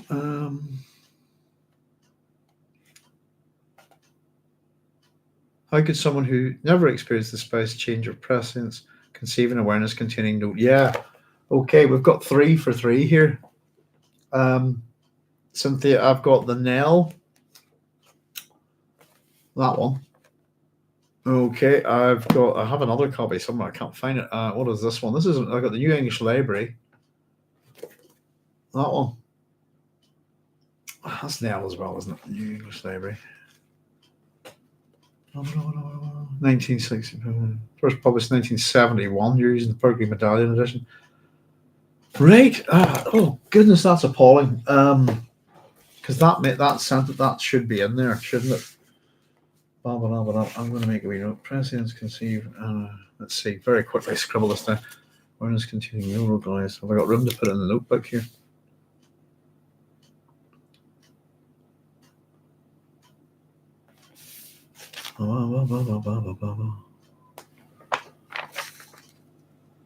Sorry, bear with me. That is interesting.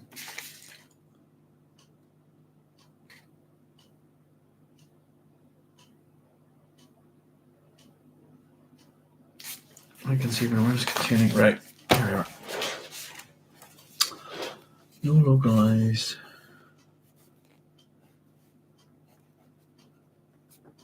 Sorry, I'm just going to scribble this in here. I'm going to have to get myself a copy of that, actually.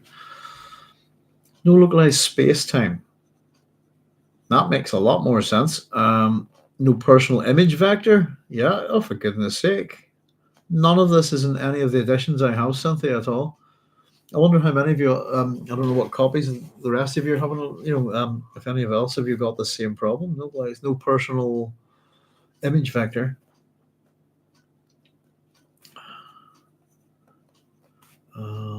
Nor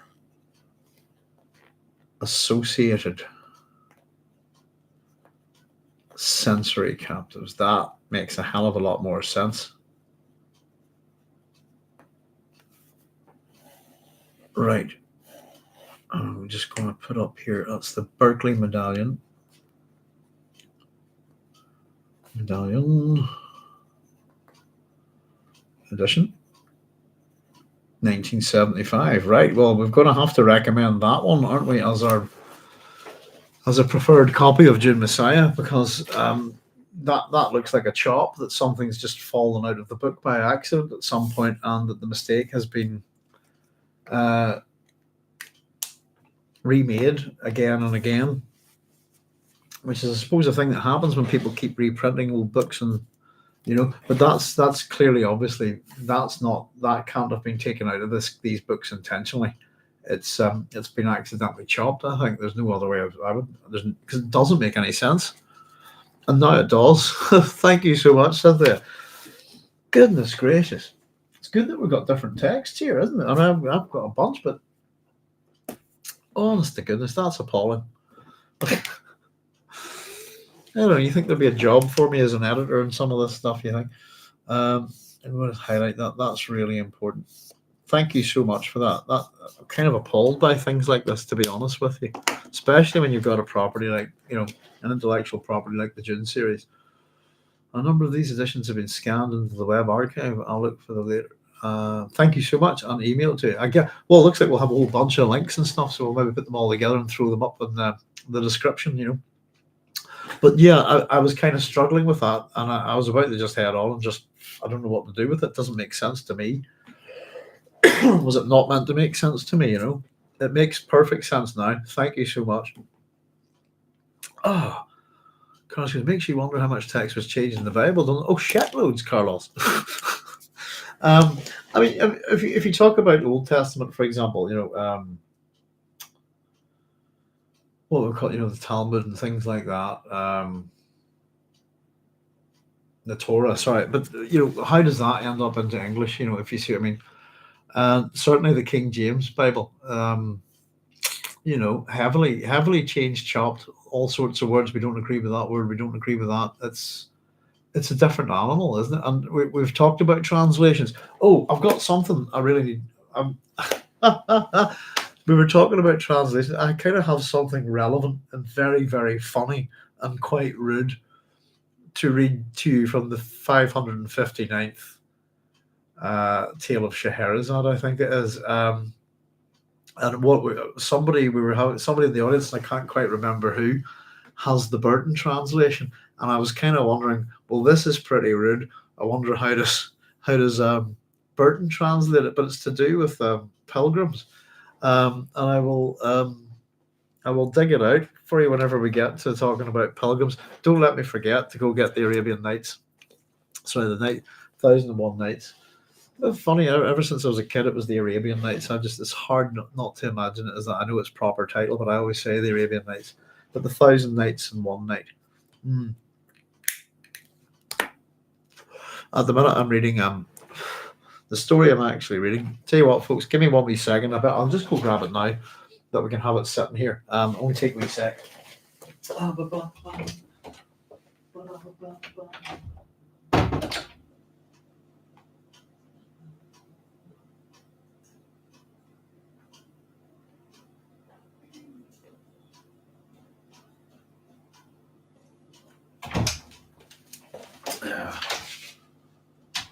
There we go.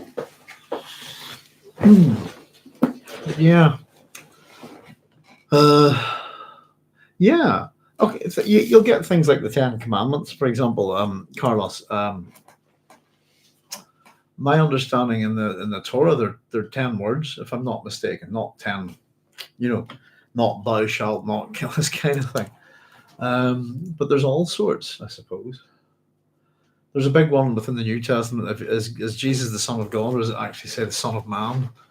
This kind of thing. The 666 thing is meant in the New Testament. In the Book of Revelations is probably meant to be 616. But there's, I always preferred, what was it? 667 is the neighbor of the beast.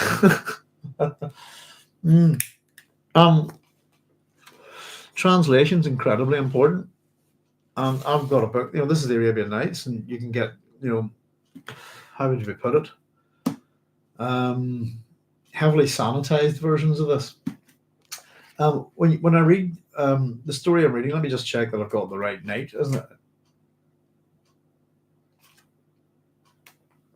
It's the 559th night. Yeah, I'm going to read you the last. It's a proverb, but I'm going to read you it whenever we get to pilgrims. And it's rude as hell. I'm enjoying the Arabian Nights so much. Definitely, I think that and I've never read it all before, but I'm well on my way to completing it. But I'm going to have to say, I think the 1000 Nights and One Night is probably going to enter my top 10 quite possibly top 10 favorite books of all time. It's so brilliant, so funny. It's an absolute work of genius. It's a very interesting thing in that you can see that some stories in the Arabian Nights come from an earlier time, some later, if you see what I mean. And very much from a kind of Muslim Arabian perspective, but what we do have in this is a lot of interactions between Muslims, Jews, and Christians, and kind of, I suppose, well, maybe how the author looks at how they interact with each other in that part of the world. It's kind of fascinating to me. But at the minute, the story I'm reading is the tale of Khalifa the Fisherman, which also involves the Caliph Harun al-Rashid, isn't it? And Jafar's in this story as well.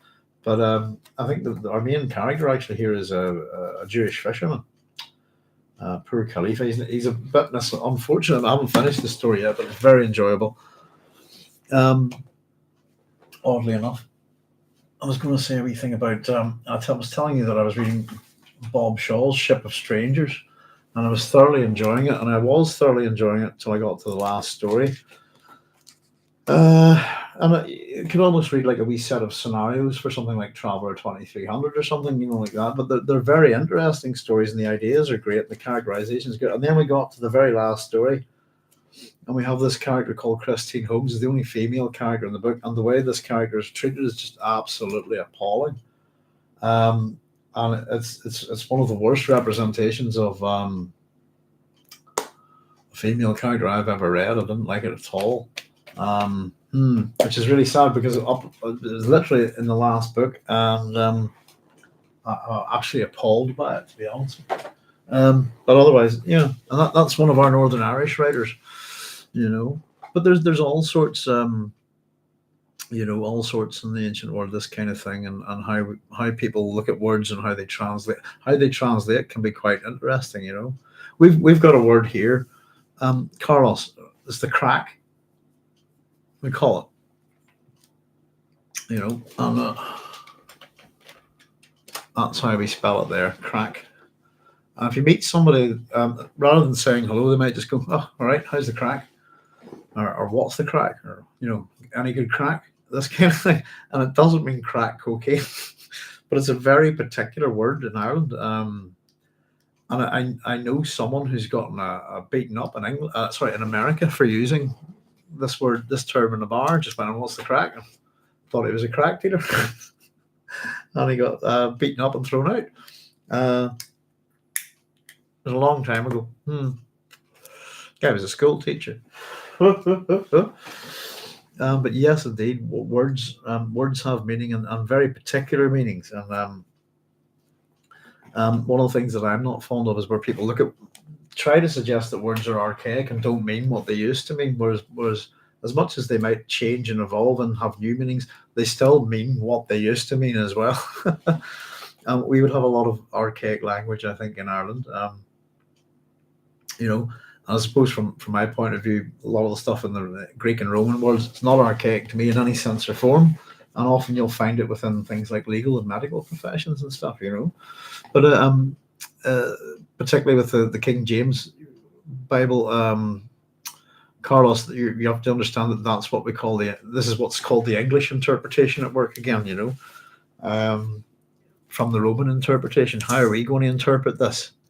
I always think that it's interesting that an omnipotent being chooses to share their thoughts, etc., via books, and needs people to speak for him. I always think that the worst thing that you could ever do, if such a being existed, like a god or something, is to speak for them or suggest that you have to interpret their words. I think that would be spiritually deadly, wouldn't it? I think hubris at the highest of the highest nature. But of course, we have to remember within Dune universe, the Landsraad they're how is it put that they're agnostic, aren't they? And I think we generally see that most people don't really go with religion. That it's a tool. It's a use for the uninitiated, for the superstitious. This kind of thing. It's for control. And as we've pointed out before, the ancient Greeks understand this perfectly. The Greek philosophers understand this perfectly. Gods aren't there. There's their home. They're not home. This kind of thing. So I suppose whenever we start pushing gods further and further away, don't we? So we can't prove that they don't exist. But it's a fair amount. I would say that there's some versions of the New Testament. Carlos, right back, if you look back at its early history, we have got what's called the Hexapla, and we have the Septuagint as well. Hex and Septuagint, 6 and 7, just in terms of translations, different translations within. So, like, let me just quickly check for you the Hexapla. I think is it that the right thing? Latin, Greek, and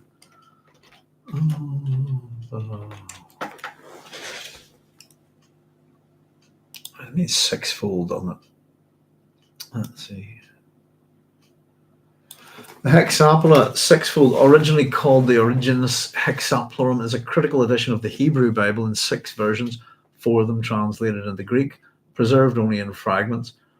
It was an immense and complex word-for-word comparison of the original Hebrew scriptures with the Greek Septuagint translation and with other Greek translations. The term especially and generally applies to the edition of the Old Testament, compiled by the theologian and scholar Origen sometime before AD 240. I can tell you a very funny thing about Origen is, have you ever heard the phrase, is it if thy left hand offendeth thee, cut it off? Origen took that quite literally, and he took that about his penis and he cut it off. And according to accounts, he regretted this badly.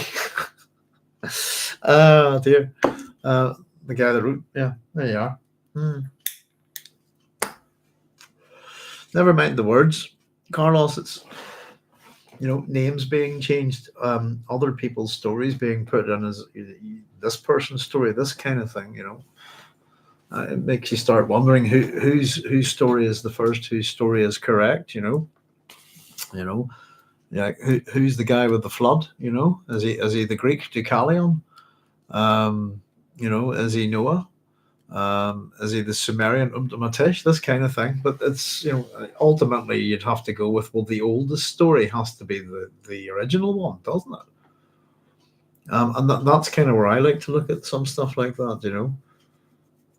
I don't know, but if you look into the way I would go with it, Carlos, is who, what, where, why, when, and how. If you like, who wrote it, when was it written, how was it written, where was it written, why was it written? All of these kind of things will give you a good understanding. A lot of this is reasonably well known, and I'm sure you can find plenty of work on this on the web. There's a channel I subscribe to. Let me just see if I can tell you, which is really good. I really like it. I can't remember the name of it. Useful Charts. No, that's it. With by Matt Baker, I think. Oh no, sorry, that's Matt Baker. Yeah, I think that's him. Join Matt Baker as he explains history and religion using charts. Matt has a PhD in religious studies as the creator of the Useful Charts line of educational wall charts. And his videos are excellent. He does all sorts of things. He's got the Rings of Power family tree I'm looking at, but who wrote the Quran, types, all sorts. He's and his work is well researched, and it's done with care, I think. I highly recommend it. Useful Charts. You might find all sorts of really interesting things on it. He covers fiction and stuff as well. Carlos saying, I once had an interesting experience. Some people from Mexico were feeding and talking to some squirrels, and a racist lady got very angry, insisting that American squirrels wouldn't speak Spanish. That's funny. Of course they don't speak Spanish. That's a good one. Yeah.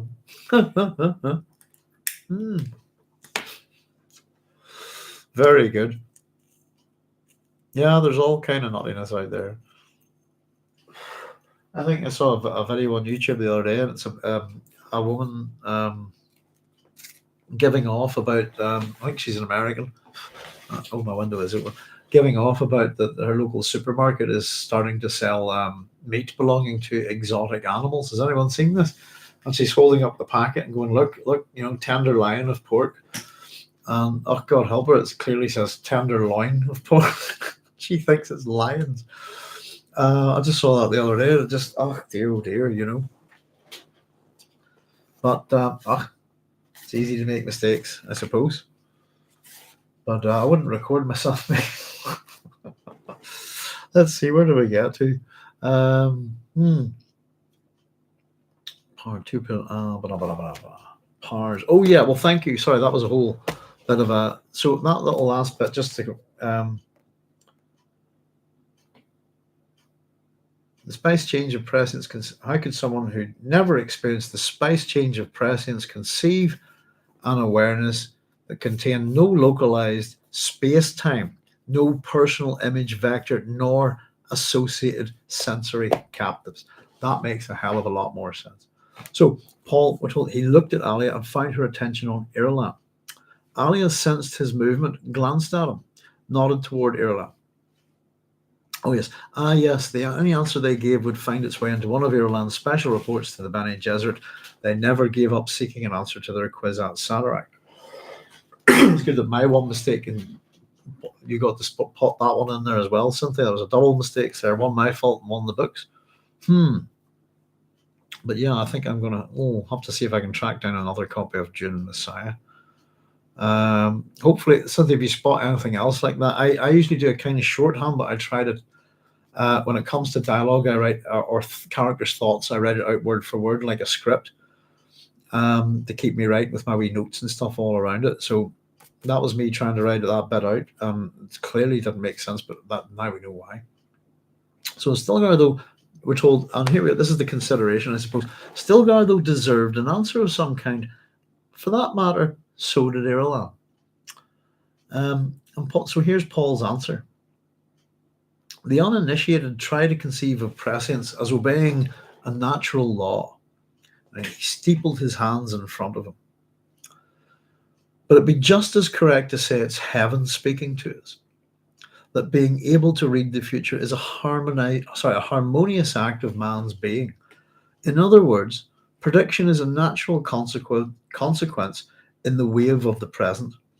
It wears the guise of nature, you see, but such powers cannot be used from an attitude that prestates aims and purposes. And I've kind of written it did in June, didn't it? Does a chip caught in the waves say where it's going? There's no cause and effect in the oracle. Causes become occasions or conventions or on confluences, places where the currents meet. Except in prescience, you fill your being with concepts repugnant to the intellect. Your intellectual consciousness therefore rejects them. In rejecting, intellect becomes a part of the process and is subjugated. So to be involved in prescience is to subjugate your intellect. It subjugates intellect. It's hard just for your mind to get a grip on it. Excuse me. The other interesting thing I thought there was just that I know Paul's talking about his prescience here. There's no cause and effect in the oracle. Not true.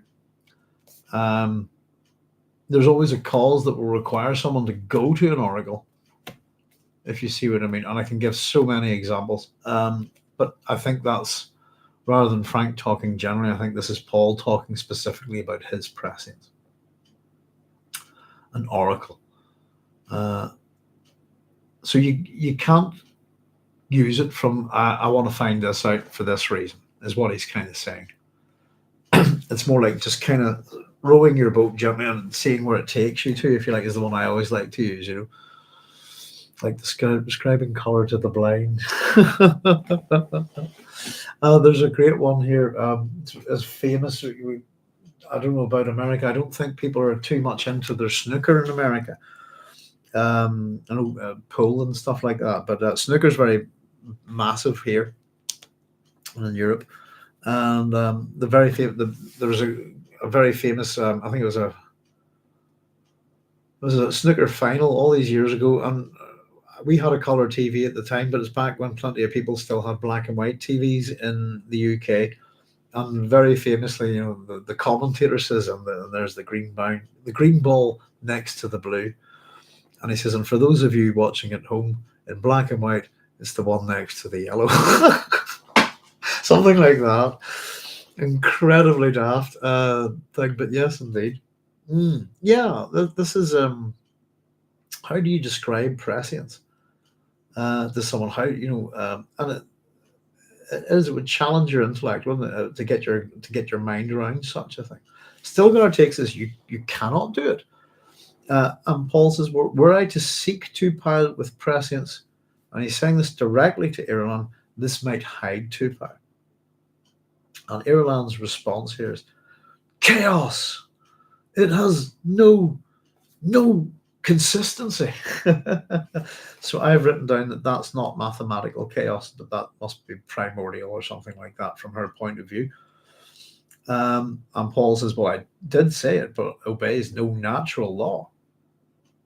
So she views it as chaos. And chaos, I suppose, whenever we get to it long down the road, with the God Emperor, and is it Shiana I'm thinking of? Possibly. With the dance. I might be, let me see if I got the right character. Long time since I've been there.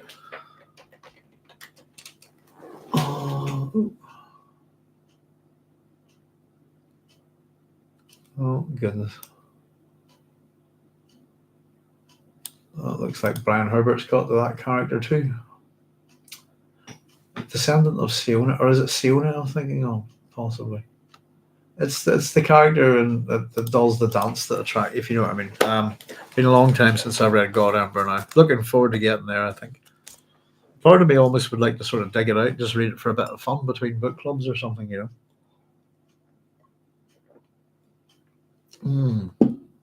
Old memory. So Paul says, I did say it obeys no natural law. Irulan's response, then there are limits to what you can see or do with your powers. Question. Before Paul could answer, Alia says this. That's quite condescending, is it? Dear Irulan, prescience has no limits. Not consistent. Consistency isn't a necessary aspect of the universe. And Irulan says, but he said, how can my brother give you explicit information about the limits of something which has no limits? The boundaries escape the intellect. That's that reinforcing point there about that. But it's also, again, quite condescending. And especially the dear Irulan, that over politeness that often masks something else. Paul's thoughts are that was a nasty thing for Alia to do. It would alarm Irulan, who had such a careful consciousness, so dependent upon values derived from precise limits. And that's a suggestion that Paul really seems to know Irulan, her mind, if you like. And I'm not sure if he does. We're told his gaze went to Korba, who sat in a pose of religious reverie. He's loving this, he's lapping it up, listening with the soul. How could the Quizerati use this exchange? More religious mystery? Something to evoke awe, no doubt. And again, as much as concerned about Irulan passing this information on to the Bene Gesserit, Korba's going to take this and he's loving this. He's lapping it up. He's got a seat at the table of the gods, if you like, and they're talking about God stuff, and he's going to let his Quizerati people know, and then we'll use it to create awe, mystery. Then you'll sign the treaty in its present form, says Stilgar. When Paul smiled, the issue of the oracle by Stilgar's judgment had been closed. Stilgar aimed only at victory, not at discovering the truth. Peace, justice, and a sound coinage. These anchored Stilgar's universe. He wanted something visible and real, a signature on a treaty. And Paul says, I'll sign it. I think that's quite interesting. Peace, justice, and a sound coinage. As kind of a what did the Romans ever do for us kind of thing, And coinage in particular, if you're an archaeologist or a classicist or someone who studies any, ancient culture, coins tell you an awful lot about things. And there's no coinage amongst the Celtic kings in England, basically, until the Romans turn up and, hey, let's show you how to make some coins, So Paul says, I'll sign it. Stilgar took up a fresh folder. Lots of wee folders for Stilgar in this. The latest communications from our field commanders in Sector Ixion speaks of agitation for a constitution. So the old Fremen glanced at Chani, who shrugged. Irulan had closed her eyes and put both hands to her forehead in a mnemonic impressment, opened her eyes and studied Paul intently. And I've just written down here, Irulan is very obvious. Basically trying to lock in everything that's just been said for memory, probably for a report. Stilgar says the Ixian Confederacy offers submission, but their negotiations question the amount of imperial tax, which Paul cuts him off. They want a legal limit to my imperial will. Who would govern me, the Landsraad or Chom? I kind of thought that the intent here is a bit similar to King John Magna Carta here, really. But I don't think Paul's going to have any of it. But who would govern me? To limit your power, to limit my ability to tax you. Stilgar removed from the folder a note on Instroi paper. Now, Instroi, we were having a wee quick chat about this book here. Let me see. I'll type it in for you. Oh, it's a history. Now, this looks like a source for Frank Herbert because this is quite a hard word to find. Let's see. Right, it's English language. Oh, for goodness sake! Sorry, I'm typing on a keyboard that's quite far away. Oh, it's a funny keyboard.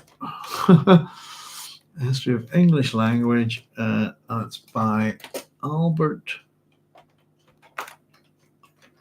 C. Bow and Thomas Cable. That's 1950. Oh, goodness. 5-1. There we go. That's the book. Oh, there's Chaya saying, Shalom all. Shalom, Chaya. Hope you're keeping well. Thanks very much for joining us. Good to see you. Oh, goodness, people are landing. There's Rolando Sada saying, howdy. Hi, Rolando. Hope you're keeping well.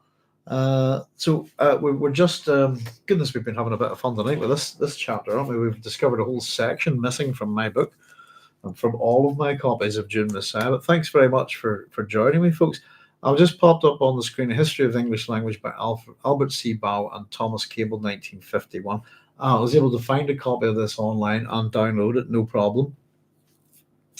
Stilgar's talking about Instroi paper. Instroi is an interesting word. It's pronounced in the same way as destroy, and it's from the French instruire.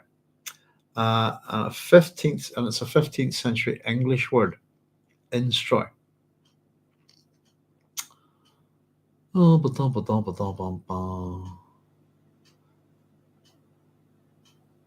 sure. Goodness, hang on a second. Straight.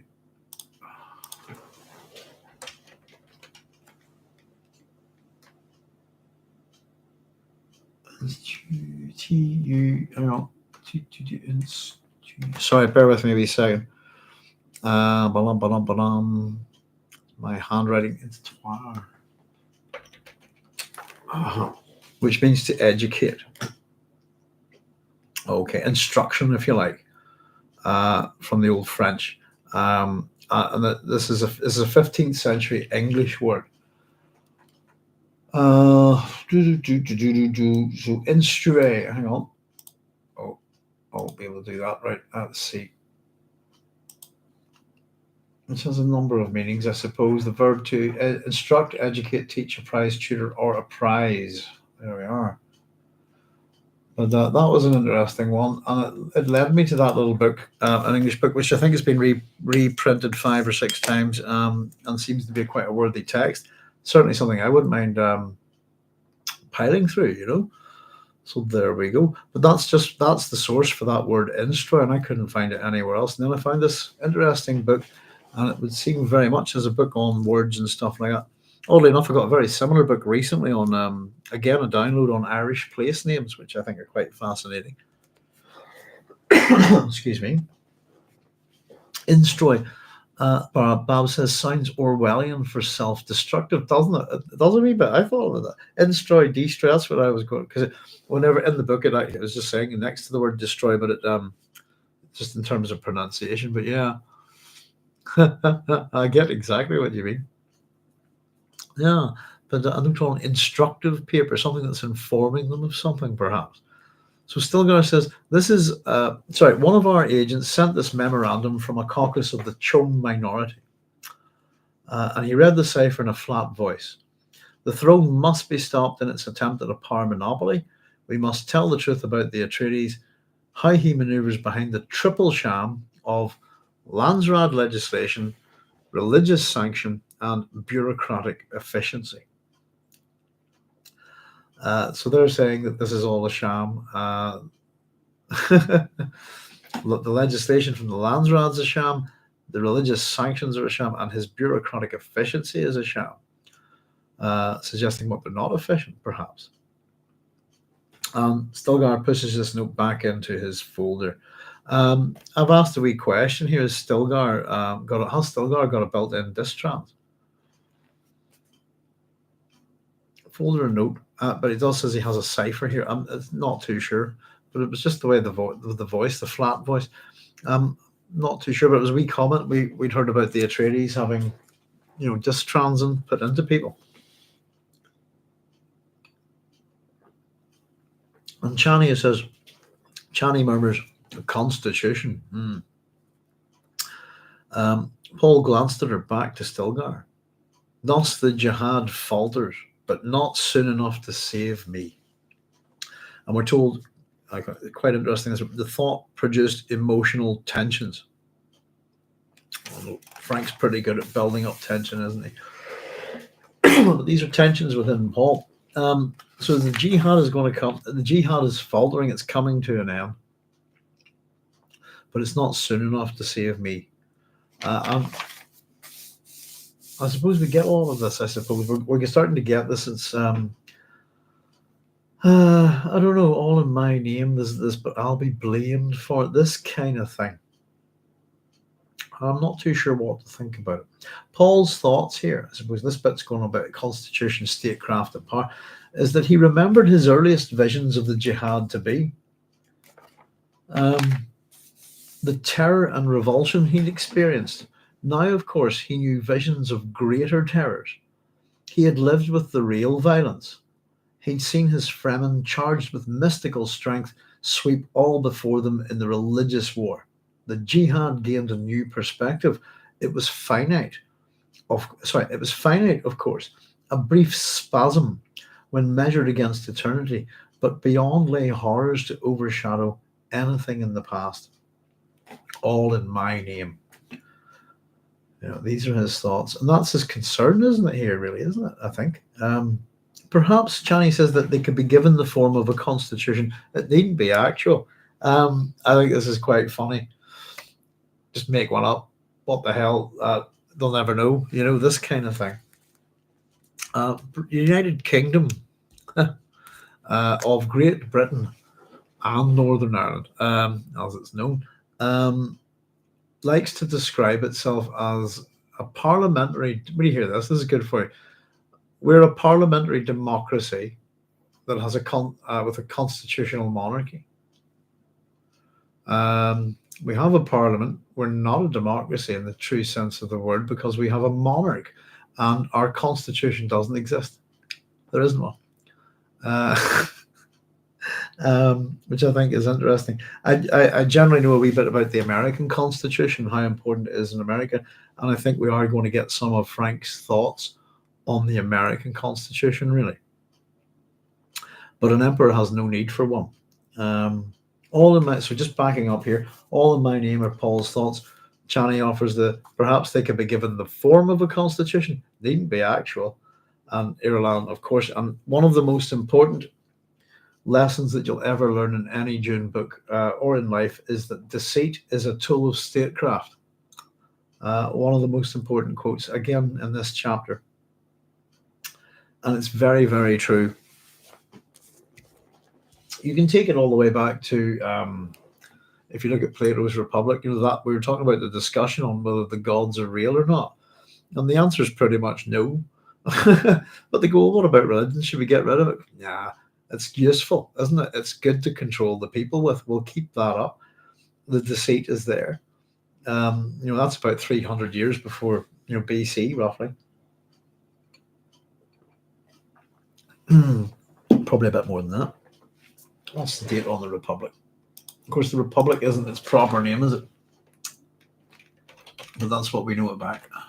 If you give it a better title, it could be probably on government. Of course, Republic is Latin, something that Plato would not have spoken.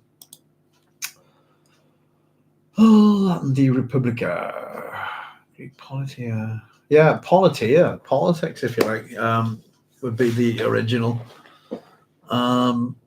title. So I would translate that then as the science of the happiness of man.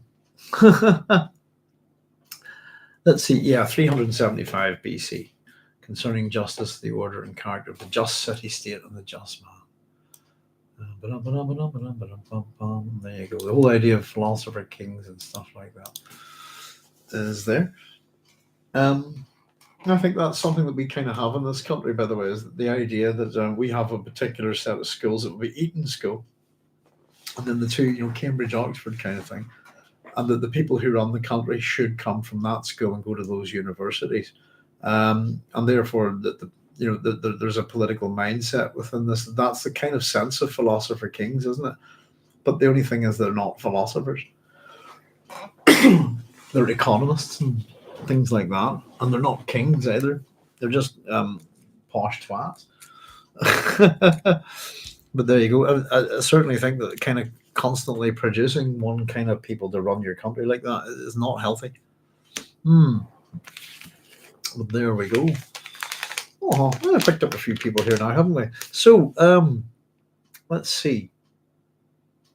Oh man! So deceit is a stool of sorry, I'm mixing my letters. What was that? A spoonerism, isn't it? A stool. I've done a few good ones tonight. Deceit is a tool of statecraft.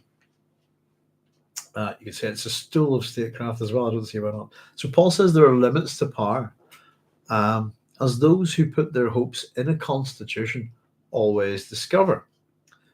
And Korba straightened from his reverent post. My lord? Yes. And Paul's thoughts are, here now. Here's one who may harbour secret sympathies for an imagined rule of law. And the key word there is imagined. This guy would like to have an imagined set of laws to use to control people and manipulate them. And here goes Korba. We could begin with a religious constitution, something for the faithful who. And Paul again, no. And he snaps at Korba.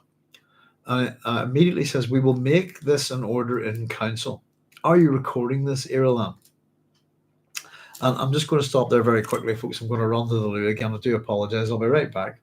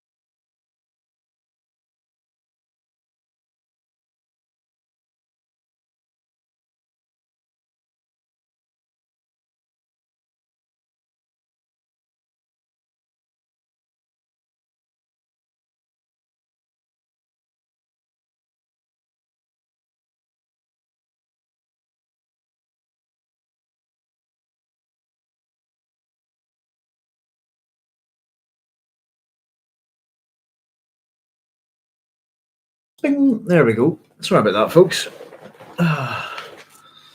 Now, yeah, I quite this little bit here. So Paul shouts, "No, we will make this in order in council. Are you recording this, Irulan?" "Yes, my lord," she says. We're told her voice is frigid with dislike for the menial role he forced on her. And I've written, that is, a scribe. And I've written next to this, I've worked as a scribe. One of the jobs I've had. I used to act as a scribe for my own students because of problems with scribes in exams, particularly with technical terms and stuff like that. Generally, if you get sorry, put my tobacco away here, it's making a lot of noise. Genuinely, if within students, if you're working in it, say you're doing a biology exam or a computer science exam or something, your scribe needs to understand the same language that you do. Within this country, certainly if you're doing exams, and I would act as a scribe for students with dyslexia, for example, or a couple with MS, this kind of thing.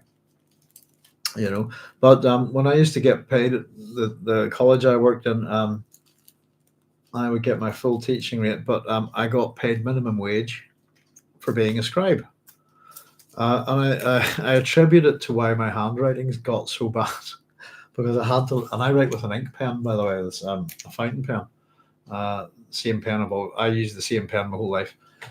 If I ever break one of these or something like that stops working, I just go out and buy the same pen. But I've been using these since primary school, and I like to write with a proper ink pen, Yeah, but being a scribe is the thing that's probably responsible for my appalling handwriting, because I had to learn how to write so fast, But there you go. She's disliked for her menial role. So here we go. Paul says, I think, we have a little link here, actually. I'll tell you what, I'm going to bring it up for you now. We'll get this one. Let me just go to my inbox. And let me just get this link for you, because I'm sure you probably all know this one, but there we go. And copy. And goodbye. And there we go. There you go. That's the Frank Herbert audio archive. That's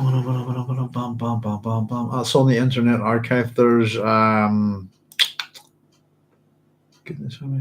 there's 21 different recordings there from Frank. If you pay attention to the details down below, they're not grouped together in the way you might think. So if you just want to check the way they're grouped, but for Frank Herbert fans, it's an absolute great resource. You'll hear him talking about the reason why I put that up there is, I suppose I heard him chatting a wee bit about the American Constitution, things like that. And I said, I live in a country that doesn't have one. So here we go. Paul says, constitutions become the ultimate tyranny. They're organized power on such a scale as to be overwhelming.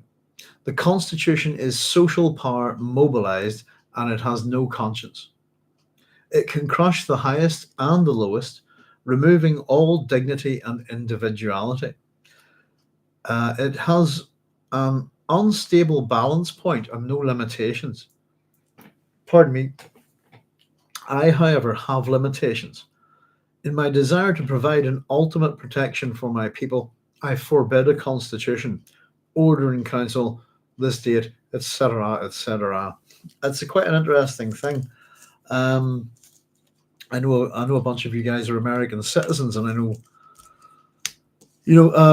is it things like the Second Amendment? I believe is that the right to bear arms? There you go. There's bear arms. I always thought that's the solution to that. I see some videos online, and I kind of get this. That you get a lot of there are people who do like little YouTube or TikTok things, and they're kind of out filming people, and they're out to deliberately provoke them in relation to their constitutional rights. Does that make sense? And it's that they're testing the boundaries of authority, often with policemen who generally don't know the law, that kind of thing, So particularly to be bound to a document that's hundreds of years old is not a good idea. At the very least, your document, I suppose, as long as if you have a constitution, if it can evolve. But I know some people do treat them with things like that they're set in stone. If you see, that they're sacrosanct, and it's a wee bit interesting for me, But we've got laws in place here. We had a prime minister put out of power a wee while back, Theresa May, with basically a 400-year-old law. And I've actually got less and less respect for laws themselves and how they're created as days go by. And certainly the United Kingdom, with every new government, you get more and more laws and more specific things and more detailed things. And it becomes to the point where it becomes unwieldy and unusable. And like I said, a 400, something from like the 1600s that some idiot came up with back then is able to be used by somebody in the 21st century to get rid of a prime minister, this kind of thing. And you're kind of going, well, what the hell kind of world are we living in, So a constitution becomes the ultimate tyranny. It's organized power on a scale that can be overwhelming. It's social power mobilized, has no conscience. It can crush the highest and the lowest, removing all dignity and individuality. The piece of paper, isn't it? The document is more important to anybody and what it says than anybody's particular rights or life, if you see what I mean. An unstable balance point and no limitations. I, however, have limitations. So, to provide the ultimate protection for my people, I forbid a constitution, order, and council of the state, etc., etc. And is that really what he's doing? Is he protecting his people? I would suggest that they might need more protecting from him. So Stilgar says, what of the Ixian concern about the tax, my lord? Paul forced his attention away from the brooding, angry look on Korba's face. And he says, you've a proposal still? And just, that's a nice little touch there, just that the word still, it's an informal use of Stilgar's name, isn't it? It's still friendly and respectful at the same time. But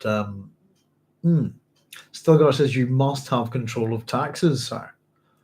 So Paul says this, our price to the guild for my signature on the Tupile Treaty is the submission of the Ixian Confederacy of our tax. The Confederacy cannot trade without guild transport, will pay. And so this is I've basically written he's playing the guild and the Ixians against each other to solve his own problem. So the guild want the signature, I'll do that, but you make them submit to my tax, otherwise I don't do it. So the guild will force the Ixians to submit to the tax because the Ixians, nobody can really do anything without the guild monopoly on transport. I suppose the other thing that's really, really important to suggest is that within this universe, if you think about that we live on one planet, the idea that you can't develop outside of your own world, if you like, or that you have to trade outside of your own world is kind of, I think it's kind of moot. You don't want to trade with anybody else in the universe. It depends on your planet, I suppose. And if you look at your planet as only having one or two resources, which sounds quite strange. But a planet should be able to look after itself, regardless of being, excuse me, regardless of having to trade with other worlds, that kind of thing, if you see what I mean. But it is, it's a nice little tactical thing by Paul here, and it does play them off against each other, and it'll satisfy the guild, but not the Ixians. They're going to pay the tax, and they're not going to get this constitution. It's been forbidden. So Stilgar's very good, my lord. And he produces another folder and cleared his throat this time. Now, I think we might have a wee error here. Maybe you could check this one out for me, Babs. So what we've got is the Quizerates report on Seleucus Secundus. Irulan's father has been putting his legions, plural, through landing maneuvers.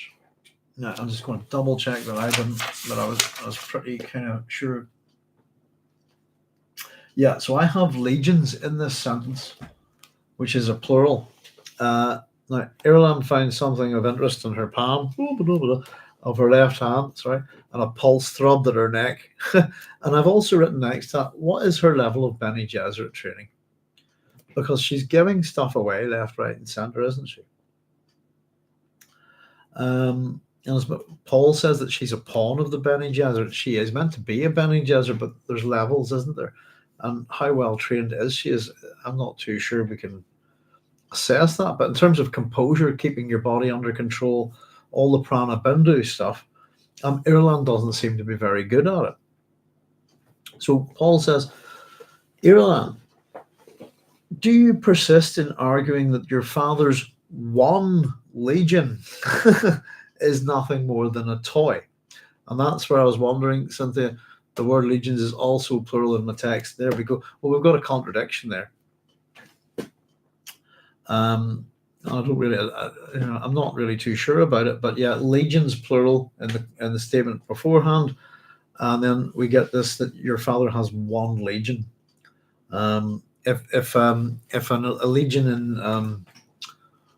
If a legion in the Dune universe is, say, of a similar setup to a Roman legion, then that's about 5,500 men at the core of it, if you like. There are cohorts and stuff around, but 5,500-6,000 men would be a legion to me,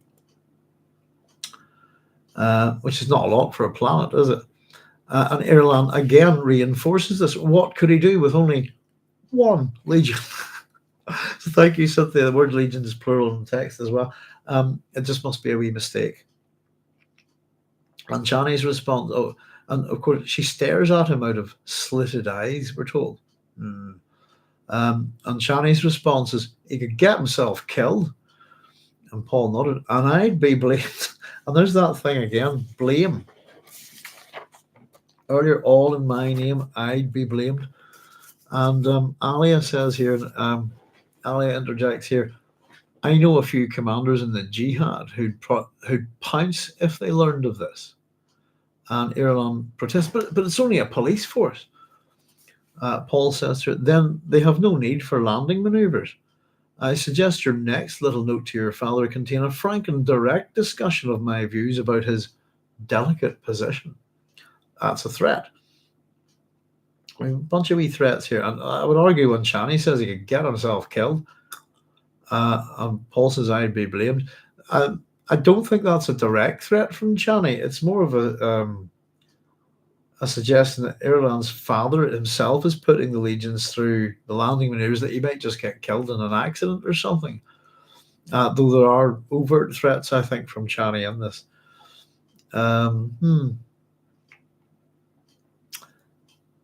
So Irulan lowers her gaze. Yes, my lord, I hope that will be the end of it. My father would make a good martyr. Paul says, my sister wouldn't send a message to those commanders she mentioned unless I ordered it. So it seems Alia is quite chummy with the commanders on the Jihad by the looks of it. But Paul speaks for Alia there. And Alia doesn't suggest anything otherwise, I suppose. But Irulan's response here is a bit testy, I think. An attack on my father carries dangers other than the obvious military ones. People are beginning to look back at his reign with a certain nostalgia. And here's Chani's overt threat here. You'll go too far one day. And it's in her deadly, serious voice. And that's a threat. But I've written next to this, and of course, as I write my notes as I go. But we'll see that sure enough. But people are beginning to look back at his reign with a certain nostalgia. I've written, is this the truth? It is, isn't it? Paul shouts, enough, he ordered. But he weighed Irulan's revelation about public nostalgia. No. That had carried a note of truth. Once more, Irulan had proved her worth. Yeah, I suppose it's quite interesting with Ireland that we do have quite a complex relationship with Ireland and the Atreides, I think, and it's going to go, and I suppose it ultimately goes in a good way, doesn't it? Ireland's character changes a fair bit, um, but yeah, there's enough truth in this that Paul picks up on it. So the point is that we've had Shaddam the Fourth be described pretty much as a monster. Um, but people are going, well, here, he's not so bad, was he, compared to this guy? And there's an element of truth in this. It's I suppose, a hint of better the devil you know, if you like. There's Chias in mine too. Plural in the first sentence and one legion in Paul's query. Must just be a mistake, I think, guys. It happens. I suppose. But we had a cracker one earlier, Chai. We have a whole chunk of a sentence missing from. It looks like all of these editions. And what was the one that was at the Berkeley? Cynthia's edition, yeah, the Berkeley Medallion edition, 1975. We were able to actually fix a sentence there that just wasn't making any sense to us at all. But yeah, we haven't had too many problems with this text yet. But the first, I'd say that sentence there that we've had there was probably one of the biggest that we've had in Dune so far, because it really did destroy the meaning of the sentence and made it quite confusing. But yeah, I think it's just, I don't know. It's possibly from Frank moving about when he's writing these things as well, if you know what I mean. Parts of Dune Messiah written before Dune's finished. So once again, Irulan's proved her worth. She's revealed something to him here.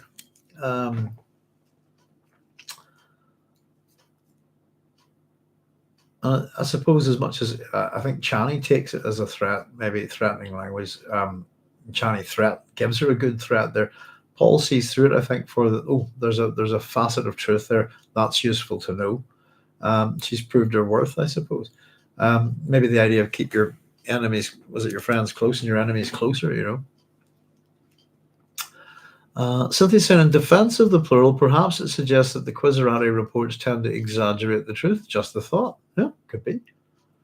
Real emphasis on one legion, though. But yeah, Quizerati, maybe it's propaganda, overstating things, maybe, maybe even suggesting that if maybe that there is more than one legion might cause Paul to attack, that kind of thing. I guess we'll just have to, as you say, just a thought. But yeah, it's one of those odd little things, but it doesn't make sense. But just he's got one legion. He's been defanged pretty badly, hasn't he? Okay, so Stilgar says the Bene Gesserit sent a formal supplication and presents another folder. They wish to consult you about the preservation of your bloodline. And Chani glanced sideways at the folder as though it contained a deadly device. Pardon me. And Paul says, send the sisterhood the usual excuses. We were having a wee chat earlier about the negotiations, etc., things going on for 10 years here. But they've probably been after the bloodline from the moment Paul's become emperor. Irulan says, must we give them, and she demands this, must we give them the usual excuses? And Chani coming in here, perhaps this is the time to discuss it. Paul shook his head sharply. They couldn't know that this was part of the price he had not yet decided to pay. And I find that confusing. I almost wish that was a double negative.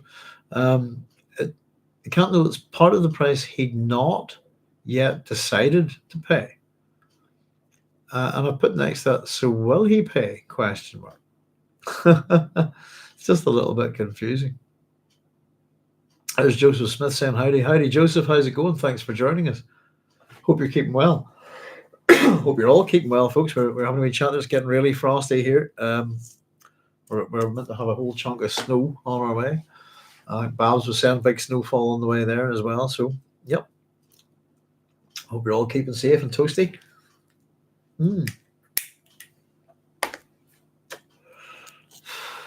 excuse me. For those who live in deserts, nice and cool, I suppose.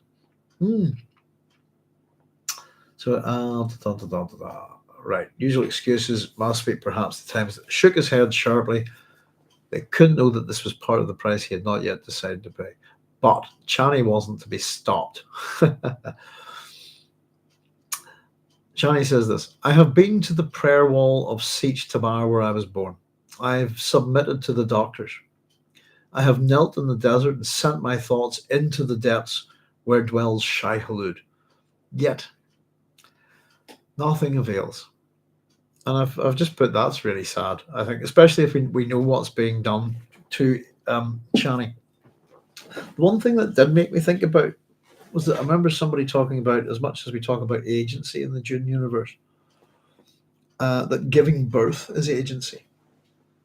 And it is in these books.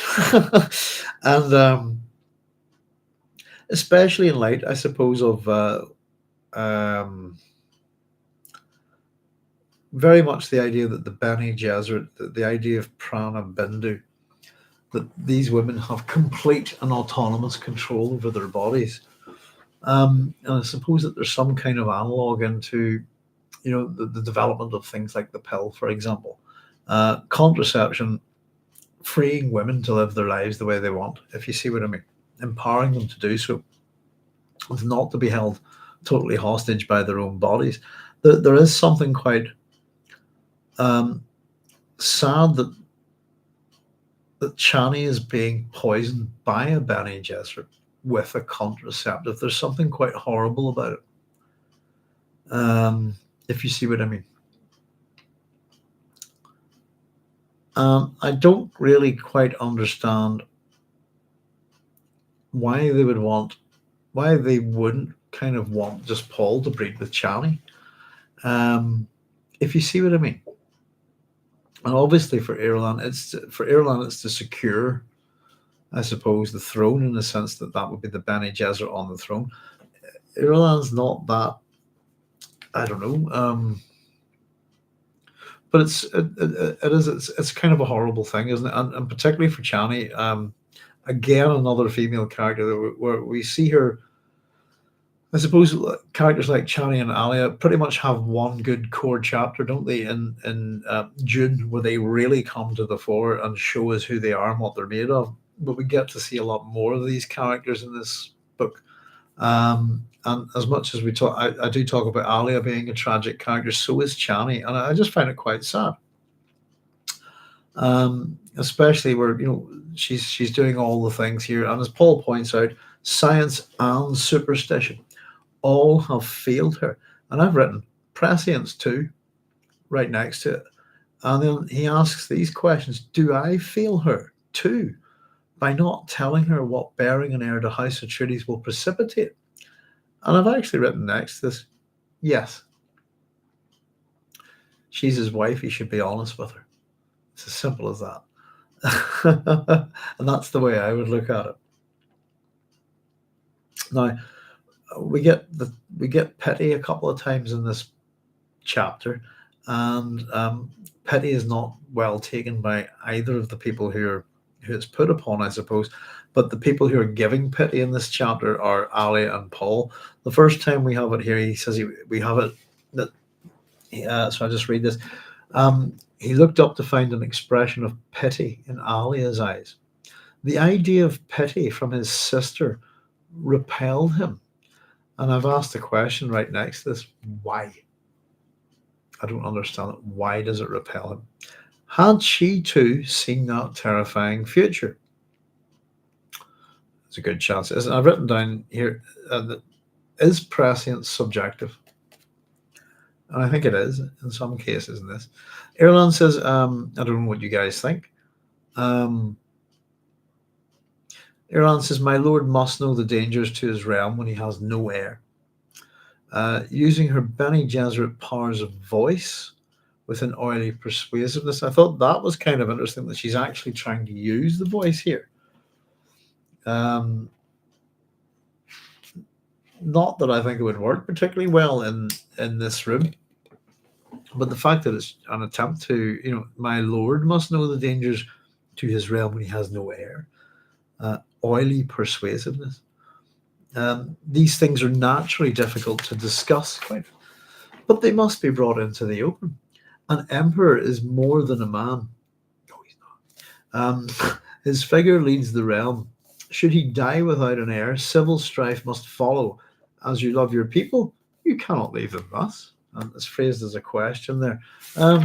Just to let you know, I suppose, but in terms of this kind of stuff, let's see if I can get my Roman emperors correct. Let's go.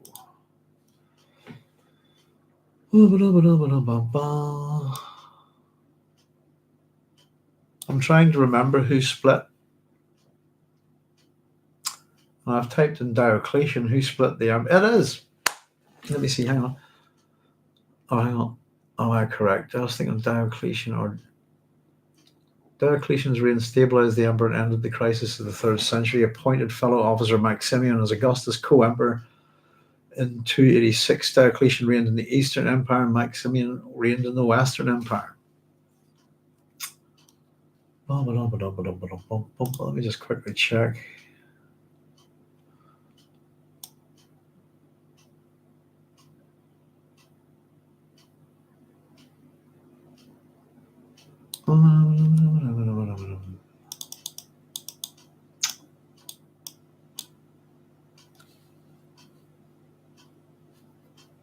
Bear with me a second. But basically the process of splitting the Roman Empire into two, I'm not sure if it was him.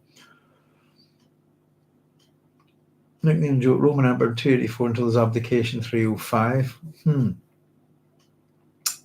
no, it's immediately after him as Constantine, isn't it?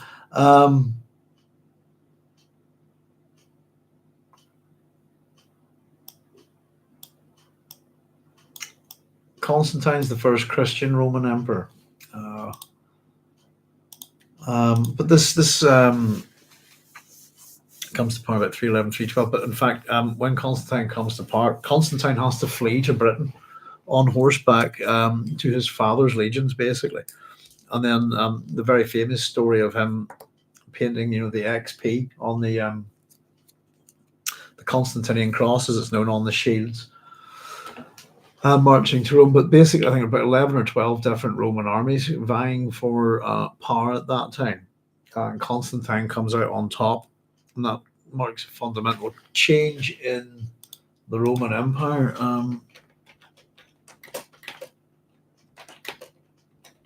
Let me just check. Yeah, it was Diocletian. Pretty sure. Split into Eastern and Western. So there you go. And it didn't stop this problem from happening, if you see what I mean.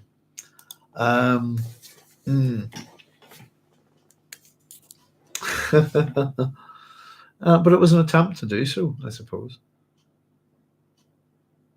So this is just kind of what, if you don't have an heir, everything will go kapow, and you could just as easily have an heir and everything go kapoo as well, kapow.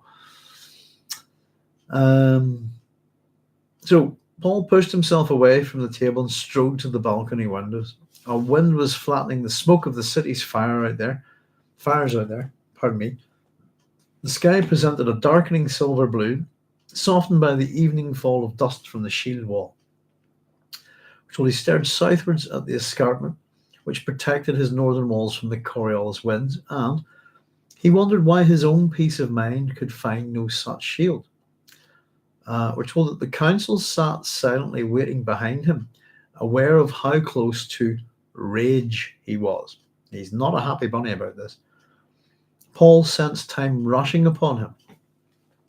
He tried to force himself into a tranquility of many balances where he might shape a new future. And his thoughts here, we get this is what we get again, this disengage. Just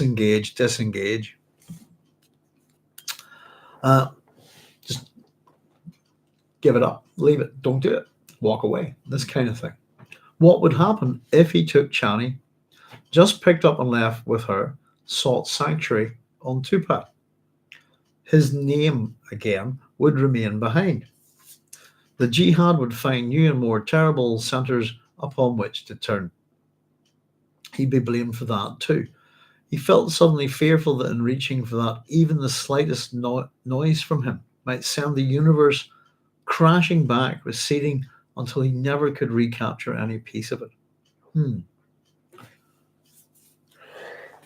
Excuse me. All right, let me see. He'd be blamed for that too. Whether you're a king or a queen or an emperor or whatever, people kill in your name. The United Kingdom is for queen and country, isn't it? That's why we kill.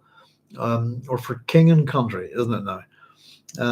This kind of thing. So if you're going to be the head of a state and that kind of, if you're a monarch or an emperor or something like that, everyone that your legions and armies will kill it'll all be done in your name. Our last queen, Queen Elizabeth II, has had a ridiculous amount of people killed in her name. And the new king will have people killed in his name. They'll tell him to go do it for king and country, this kind of thing, And, doesn't matter to them. Do they mind? This kind of thing, if you know what I mean. And the idea that we're going to get to this in Dune Messiah is that they're not out there personally killing people, are they? Or are they? If you see what I mean, it's their legions that do it.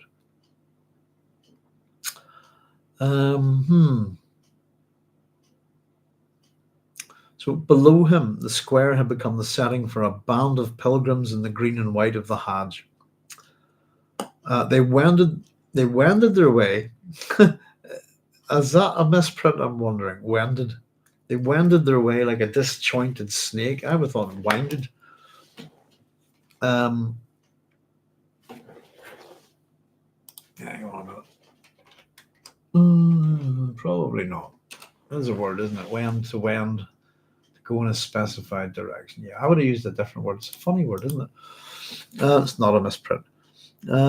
They wended their way like a disjointed snake behind a striding Arakeem guide. They reminded Paul that his reception hall would be packed with supplicants by now. Pilgrims. Their exercise and homelessness have become a disgusting source of wealth for his imperium. And the Hajj filled the spaceways with religious tramps. They came and they came and they came. And he asks, how did I set this in motion? It had, of course, set itself in motion. No, I don't think so. This is no cause and effect here for Paul. I think I disagree. How did I set this in motion? He's saying, well, of course I didn't do it. It did it itself, and I disagree. It was in the genes which might labour for centuries to achieve this brief spasm. The pilgrimage ended here. Arrakis, the place of rebirth, the place to die. Snide old Fremen said he wanted the pilgrims for their water. Paul wonders, what was it the pilgrims really sought? They said they came to a holy place, but then must know the universe contained no Eden source, no Tupile for the soul, quite like that. They called Arrakis the place of the unknown where all mysteries were explained. There was a link. This was a link between the universe and the next. Hang on a second. I think that might be my bad handwriting again. Let me just check that. This was a link between their universe. Sorry. There we go. I thought that was me. Between their universe and the next. And the frightening thing was they appeared to go away satisfied. What do they find here? Paul asks. Now we're going to talk about religious sex theory. So I just wanted to read you something from the Arabian Nights. I said I'd read it to you whenever we got to the word pilgrim. And I'm enjoying this story a bit, quite a bit. I'm loving this. I'm not sure who has. We were having a chat about the Richard Burton translation of the Arabian Nights.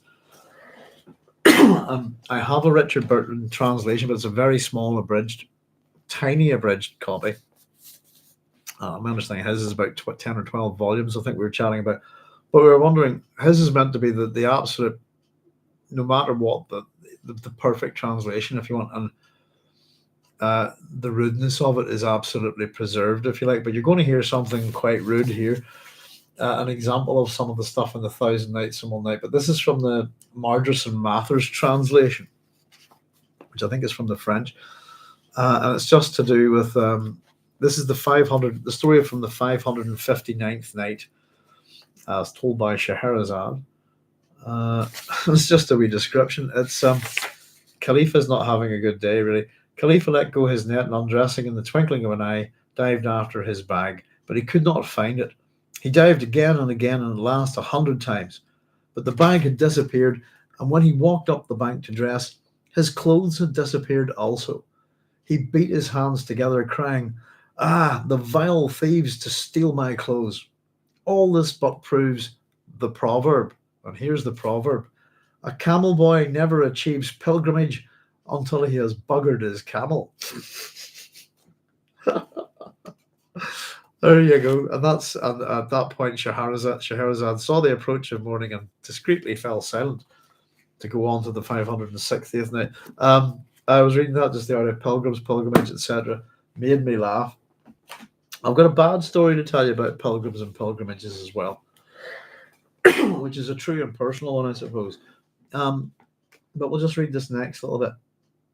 It's to do with religious ecstasy. Often in their religious ecstasy, they fill the streets, screeching like some old aviary. In fact, the Fremen called them passage birds, and the few who died here were winged souls. Passage birds are birds that migrate with the seasons, if you like. Walking the girls up the road just the other day, and just the sheer amount of robins, which are not passage birds here. Robins stay with us all winter here. And just robins everywhere. They're gorgeous, but they're vicious little things, aren't they? Paul, with a sigh, thought how each new planet his legions subjugated opened new sources of pilgrims. They came out of gratitude for the peace of Muad'Dib. And Paul's thoughts were everywhere there is peace, everywhere except in the heart of Muad'Dib. When I was a lecturer, I taught all sorts of things, and because I'm not part of, you probably figured out, the Northern Irish education system, because Protestant schools get to hire Protestant people first, Catholic schools get to hire Catholic people first, and then both of them are allowed to hire people of faith before they'll ever hire anybody like me. So if I ever went for a teaching job, I come third, regardless of how well qualified I am, to Catholics and Protestants, which is why I don't play the game. So I've taught all sorts of things to all sorts of people in all sorts of places. Sorry, I've taught in prisons, I've taught in women's institutes, I've taught kids in community centres, I've taught in the colleges, I've taught all sorts of different groups. But one of my jobs, possibly one of my favourite jobs ever, was I used to teach a lot of young adults with Down syndrome and various kind of learning disabilities, a few with some severe physical disabilities. And I love teaching these young people. They're great, and they taught me so much. Ridiculous what they taught me.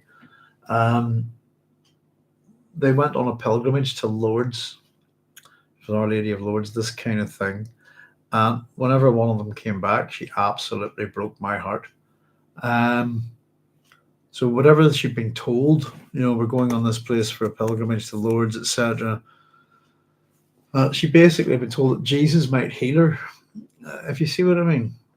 Something like this. And she came back from Lourdes and she was speaking to me in the class, and she was incredibly distressed because Jesus, or the Virgin Mary, hadn't healed her of her Down syndrome. And she would say, I have a learning disability, and they hadn't healed her of it. And she was so distraught over this that she thought that Jesus and Mary must hate her. And it just kind of disgusted me. I felt so bad for my student. It really did break my heart. I'm not joking. It was awful to hear her say this, and I had to sit down and tell her otherwise. But the people who put that in her head need a good fucking slap, if you don't mind me saying so. Because to come back from such a thing, to be so distressed, to think that your God hates you, despises you, awful, absolutely awful. Appalled me beyond belief. She was a great kid too.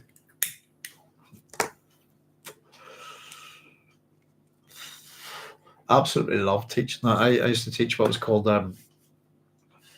work start and skills plus courses for these kids. So taught, it's different disciplines taught by different people, but I handled all the computer stuff basically for them, and we taught them some really good skills. And skills plus was the first one, then went into work start. The object was to get them actually quite good jobs that they could do no bother.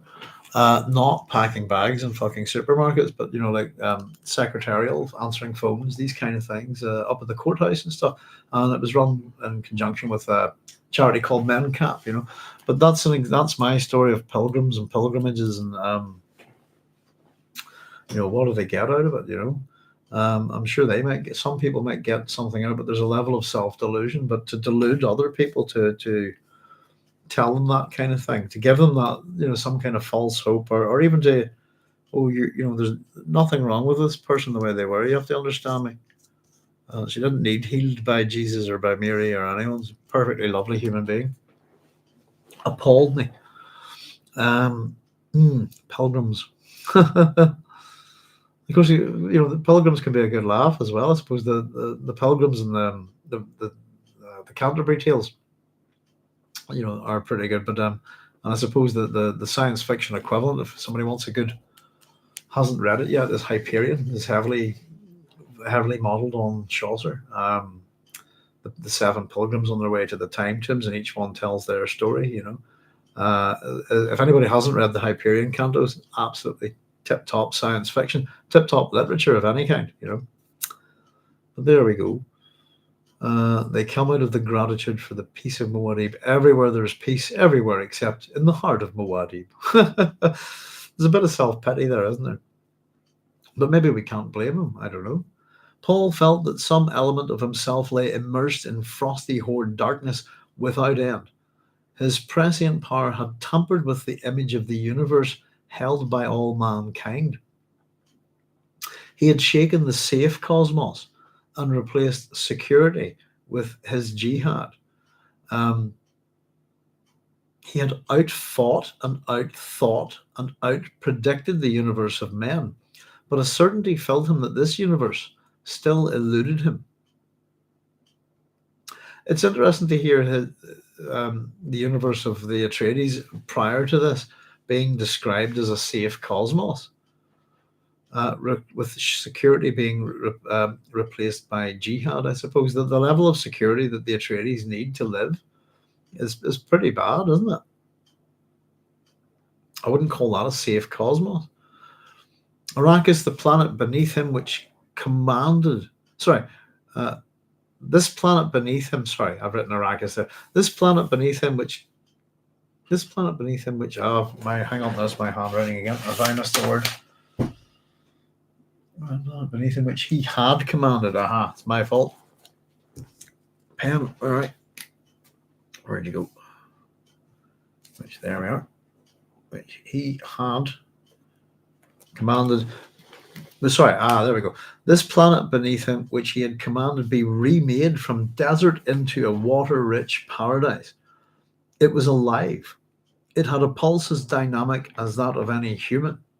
It fought him, resisted, slipped away from his commands. I think that's very, very interesting.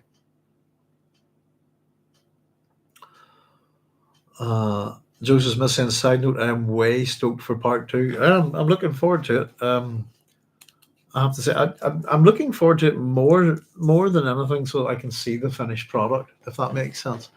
But I have to say my experience of the first film, Joseph, was pretty shit, to say the least.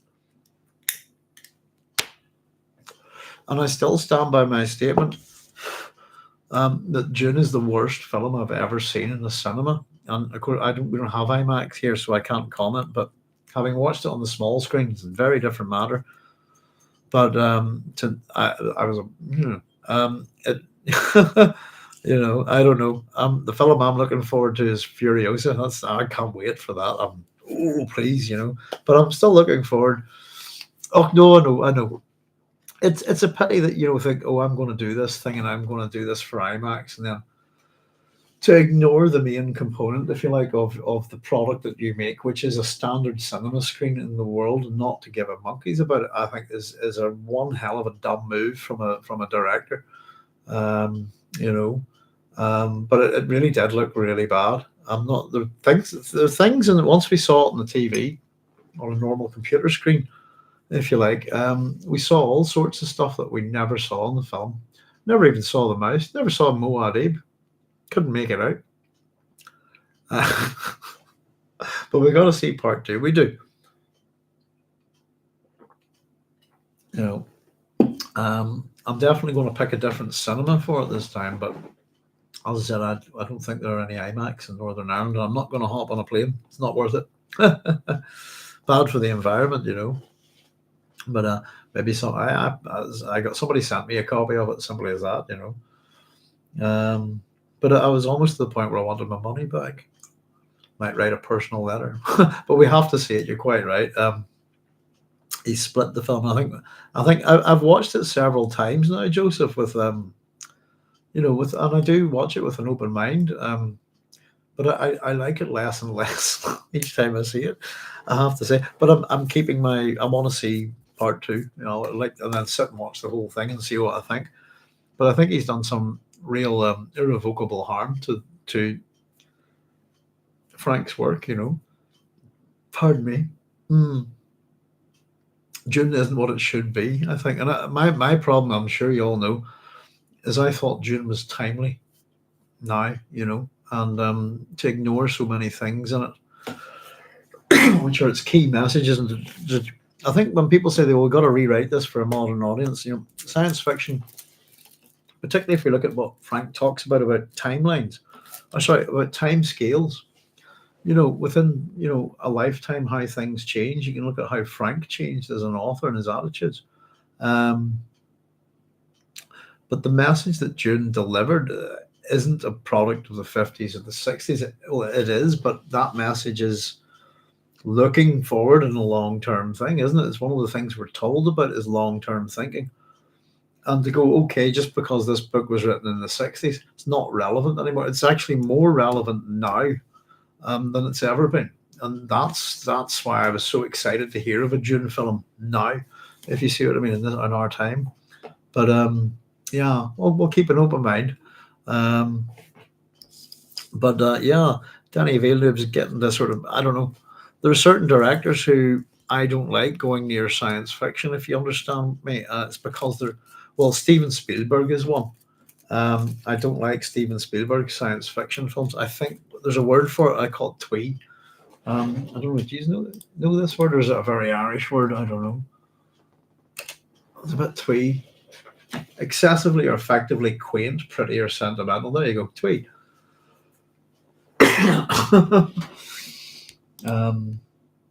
Yeah. Joseph saying, I heard rumor of a finished script for part 3. Here's hoping that get the guy that is at Spate who worked on part 1 doesn't go near it, because I've taken my wife to see 2 films now that have been written by that man, and she's hated both of them. One was that, what was it? It was one of the Aliens ones, wasn't it? I can't remember. Was it Aliens? Oh dear, where Aliens all started to go bad. What would it be? Aliens 5? I don't know. Can't even remember. It was so bad. Oh goodness. Alien 5. What? Oh, that's a different thing altogether. Hang on. A proposed film by Neil Blomkamp.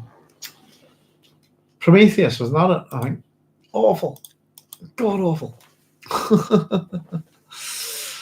An Arrival. Yeah.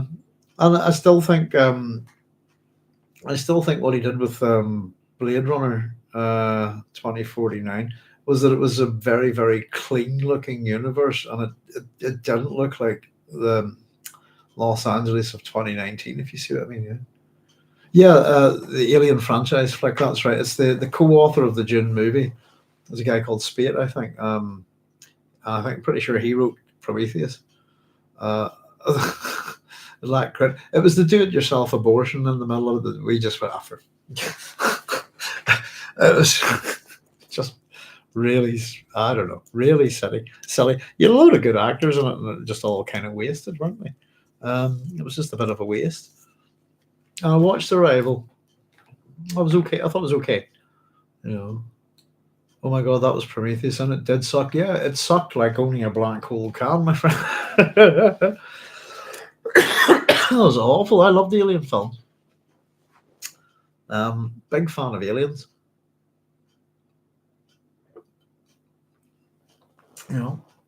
Went to see Alien 4 when I was doing the science fiction masters, I think, as well. So, but yeah, it sucked. It's and I think his hand in Dune, I think, sucks as well.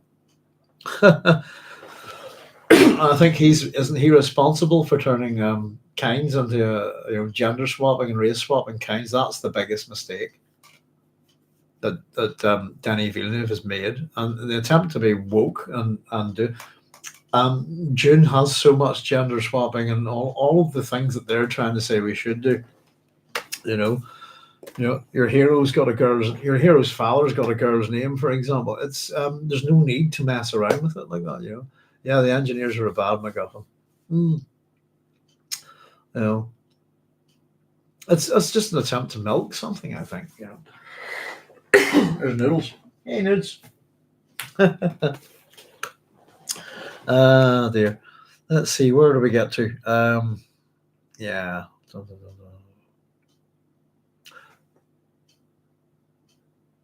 But yeah, so it seems that the planet's fighting him from his point of view, anyway, doesn't it? It fought him, resisted. And what's it fighting him? What's it resisting? Turning this desert world into a water-rich paradise. And it seems that there's ignorance here. For those of us who know about this, I suppose we know the problem. But here we go. A hand crept into Paul's, he looked down to see Chani peering up with him, concern in her eyes. This is the thing I think that tempers Paul is the women here. Alia tempers him, and Chani in particular tempers him. I think that's just love tempering the rage, if you like. Kind swap is a pander, let's be honest and say that pandering to the studio is a good plan for any director. Could have swapped any character, almost any character, except that one. It's the wrong one to do it to. And yeah, pandering to the directors. I think we've been pointing out that somebody was sending a wee email there to me. I was reading some of it, but the casting in the film's kind of poor as well, isn't it? But the how do I put it? That some of the Fremen are far too chubby. These people are meant to be emaciated. We know what water fat means. I actually Stilgar, the actor who plays Stilgar, does not look like Stilgar, the actor who plays Stilgar in Dune terms is water fat, if you see what I mean. Whereas is it Everett McGill? Everett McGill, who played Stilgar in the David Lynch film, has such angular features, and Chani's meant to be very sort of thin and elfin looking. This kind of just how the characters look. I think Duncan Idaho Jason Momoa is the wrong actor for that character, and especially if that character has to go on and on and on. He's definitely the wrong actor for it, because Jason Momoa is Jason Momoa. He's one of those guys,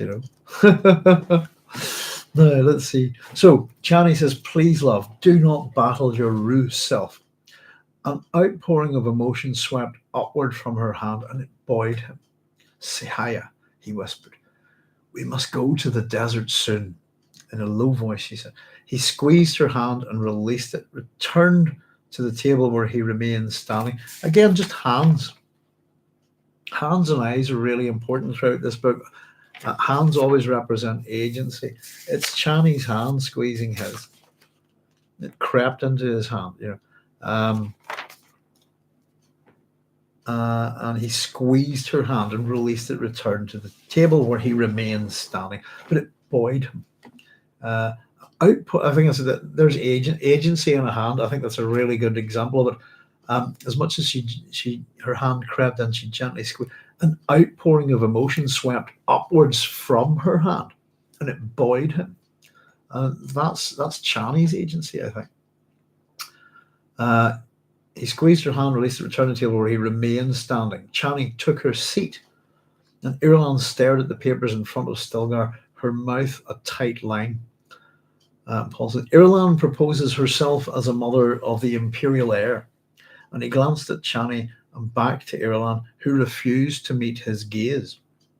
We all know she holds no love for me. And Irulan went very still. I know the political arguments. It's the human arguments which concern me. I think if the princess consort were not bound by the commands of the Bene Gesserit, if she did not seek this out of desires for personal power, my reaction might be very different. As matters stand, though, I reject this proposal. No. And it's an interesting statement. If it wasn't for the whole power thing, he might consider it. And Irulan took a deep, shaky breath. Again, not good control, is it? No, not good emotional control. I've written something next to this, and it's a very simple question. Why does Paul not have a child with Alia? Why not go there? And you might go, oh, well, hey, hang on a minute, Ross, that's incest and all that stuff. But that's the whole point of this, isn't it? These people, everything about the Atreides up until this point is a product of incest to a degree. There's inbreeding within the Bene Gesserit breeding program, and of course, whenever we get this is the question I'm asking is because I've written down like Leto II, because Leto decides, no, I shall have children with Ganima, my sister. Why, just being that kind of thinking, why does Paul not suggest that? Or it seems to be that it would be a solution. Though how Chani would react to it and how Alia would react to it, how the Bene Gesserit would react to it is another question. But it doesn't happen, I suppose. But I just thought it was worth asking. Paul resumed his seat, thought he had never seen her under such poor control, and leaning toward her, he said, Irulan, I am truly sorry. And again, you see, there's kind of almost a schizophrenic approach to how Paul deals with Irulan, isn't there? But he seems to sympathize with her sometimes. Other times shares his dislike for her. Shares Stilgar's dislike for her, for example. Here we go. Irulan lifted her chin, a look of pure fury in her eyes. I don't want your pity. Hissed and turned to Stilgar. Is there more that's urgent and dire, as he put it earlier in the chapter? So there's again, we were just saying about Alia's pity for Paul and him kind of feeling repulsed by it. Here's Paul's pity for Irulan, and she doesn't want it. She's not happy about it at all. Holding his gaze firmly on Paul, Stilgar said, My lord, the guild again proposes a formal embassy here on Arrakis. And here we get Korba kicking in. One of the deep space kind? Let me do that again. One of the deep space kind? Like that. His voice full of fanatical loathing. Stilgar's response, I think, is quite presumably one word. There's a real difference there's a difference within Stilgar and Korba, certainly with it's like an economy of language, if you see what I mean. Stilgar has it, Korba does not. So, excuse me.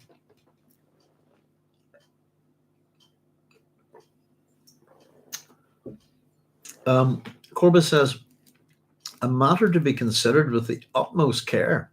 The Council of Muad'Dib would not like it. An actual guildsman here on Arrakis. They contaminate the very ground they touch. Now, within this is contained the threat, isn't it? Isn't there? Sorry, I've got to stop saying that. Each person kind of bringing out their little pocket power base, if you like. Korba would suggest here possibly that the Council of Muad'Dib could be manipulated to act. And again, it's a veiled threat, I think. They contaminate the very ground they touch. And Paul, of course, letting his voice reveal irritation, says they live in tanks and don't touch the ground. Excuse me. Korba's response is the Naibs might take matters into their own hands, my lord. And again, just put threat next to that question mark. And Paul glared at him. And here we go. This is quite an interesting statement from Korba. They are Fremen after all, he insisted. We well remember how the guild brought those who oppressed us. We have not forgotten the way they blackmailed a spice ransom from us to keep our secrets from our enemies. They drained us of every... And Paul snaps here and interrupts him and goes, enough. He says, do you think I have forgotten? Now, excuse me, what Korba says here is quite interesting. And it's as though we're told as though he had just awakened to the import of his own words. He stuttered, we're told Korba stuttered unintelligibly, then, my lord, forgive me. I did not mean to imply you're not Fremen. I did not. I'd say he would probably say that in a more sort of freaked out way. My lord, forgive me. I did not mean to imply you're not Fremen. I did not, kind of like a panic almost. But that's not what Paul said, and at the same. So the question is that what Korba intended to do? I've written, did he? And I've written next to that, Paul is not a Fremen. And as much as we look at it this one way, we have to understand that from the God Emperor's point of view and his criticisms of Paul later on. Paul's not a Fremen. The question is Alia born on Arrakis, brought up from, and the answer I think is yes. Though there is one thing that whenever we talk about the Fremen, and I pointed it somewhere in my videos, in the PhD videos, that the Fremen are actually, how do they put it? In terms of evolution, they're changed. They're not quite the same as other humans. It's to do with their intestines, I believe. And the suggestion in the book is that that's kind of Lamarckian evolution, or what we would call soft inheritance. So from that point of view, she wouldn't be a Fremen, but she's born on Arrakis and brought up within the Fremen all her entire life, I suppose. So the question is, I think, is Paul's not a Fremen, we know that, but is Alia? And I kind of went, yeah, maybe she is, I think. But she's an Atreides as well. Paul says, they'll send a steersman. It isn't likely a steersman would come here if he could see danger in it. And her mouth dry with sudden fear. Irulan says, you've seen a steersman come here? And it's kind of an uh-oh moment for her. And the response is kind of very important. Of course I haven't seen a steersman. Of course I haven't seen a steersman, mimicking her tone, but I can see where one's been and where one's going. Let them send us a steersman. Perhaps I have a use for such a one. Stilgar says, so ordered. Excuse me, folks. And we come to the conclusion of the chapter with Irulan hiding a smile behind her hand. She's very obvious, isn't she? It's true then. Our emperor cannot see a steersman. They are mutually blind. The conspiracy is hidden. And I think at that point, what that will do is give the conspiracy and Irulan, to a degree, confidence, I think, to move ahead with their conspiracy. Because at any point, this could have gone badly wrong for them. And we're still left open question, I suppose, what does Alia see? How much do they let things happen so that events occur? This kind of thing.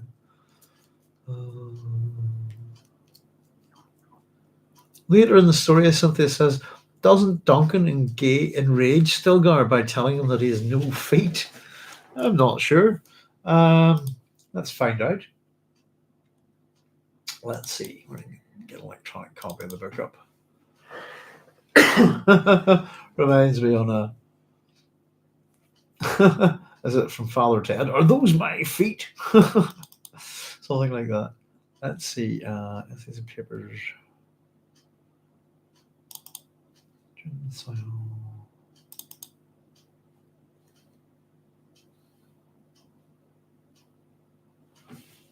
Right. Let's see.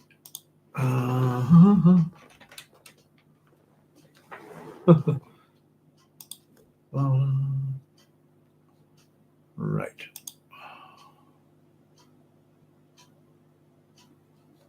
Hang on a second. Let's see. Okie dokie. Where are you? Oh, right. Hang on. I'm clicking the wrong thing. Right. Off we go. Looking at the 21 occasions where the word feet are mentioned in the book.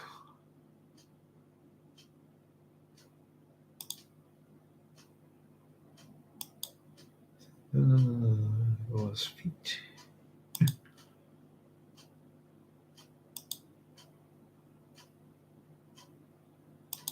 Just having a wee nosy.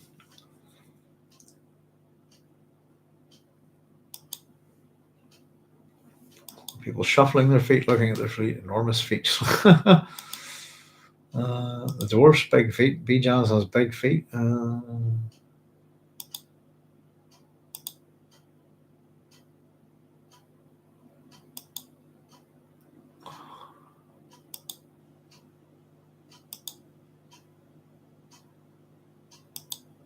Fremen with muddy feet. Let's see. Not that I can find in Messiah. Where did everybody go? There you are. Oh, Children of Dune. Ah, right. So I was wondering that. Let's see. Duncan makes still got. Yeah, that's right. Hang on. I'll tell you what. Let's grab that then quickly.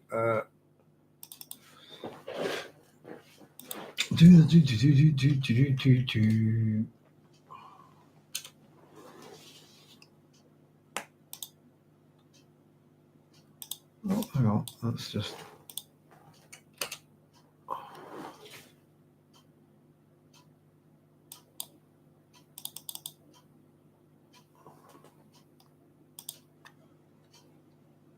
Right. Hang on. Sorry, this is.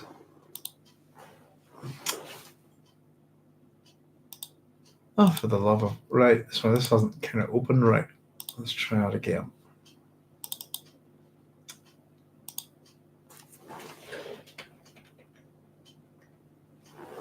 Ooh, loads of feet in this. Right,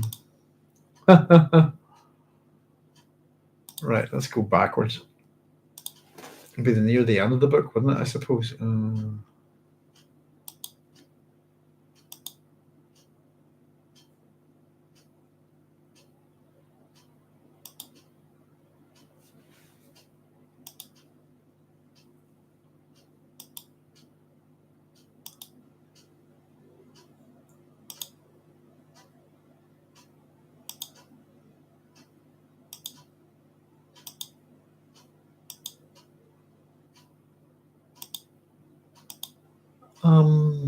I'm not finding it, Cynthia. Sorry, I'll maybe have a wee look another time. I didn't want to go to just all that dead air, me sitting scrolling through things trying to find them, but it's quite possible. But yeah, Duncan does make Stilgar kill him, doesn't he? So when Stilgar takes Johnny away and goes fugitive, I think. Yeah. Just chat, yeah. What's up the idea that I don't know, maybe somebody can answer this to me, is the idea that Old Testament angels' feet don't touch the ground. Is that something? It's kind of made me think about the guild steersmen in their tanks. I'm not sure if that is one thing.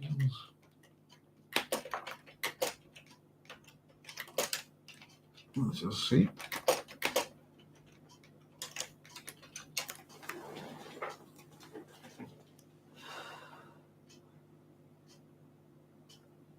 An angel's feet don't touch the ground usually, unless you get right down close to the ground. I don't know what that's from, Tom. So let's see, Sam. Oh, I don't think.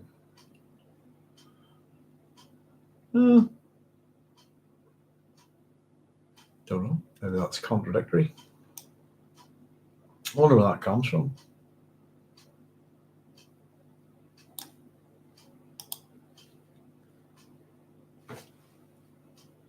Do a quick search here.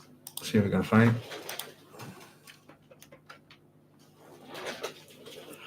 There we go. I'm not completely nuts. Let's see.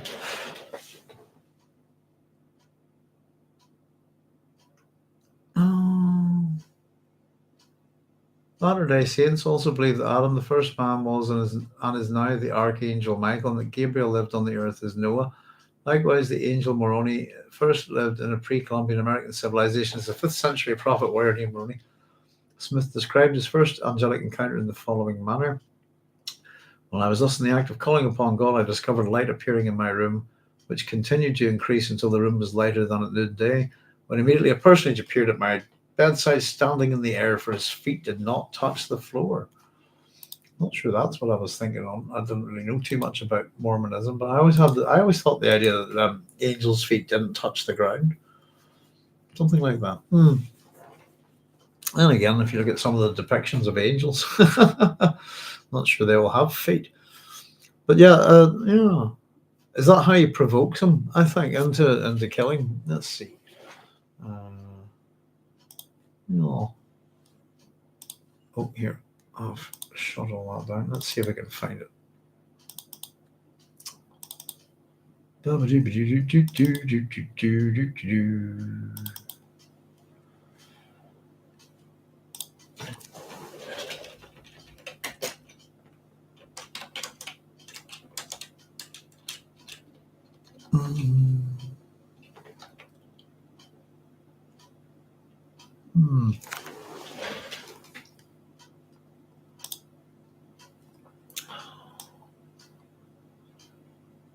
No, so I'll probably be better grabbing a copy of the book, trying to find it with these things. I used to use these, but we'll have to have a wee. Yeah, it's worth considering, I suppose.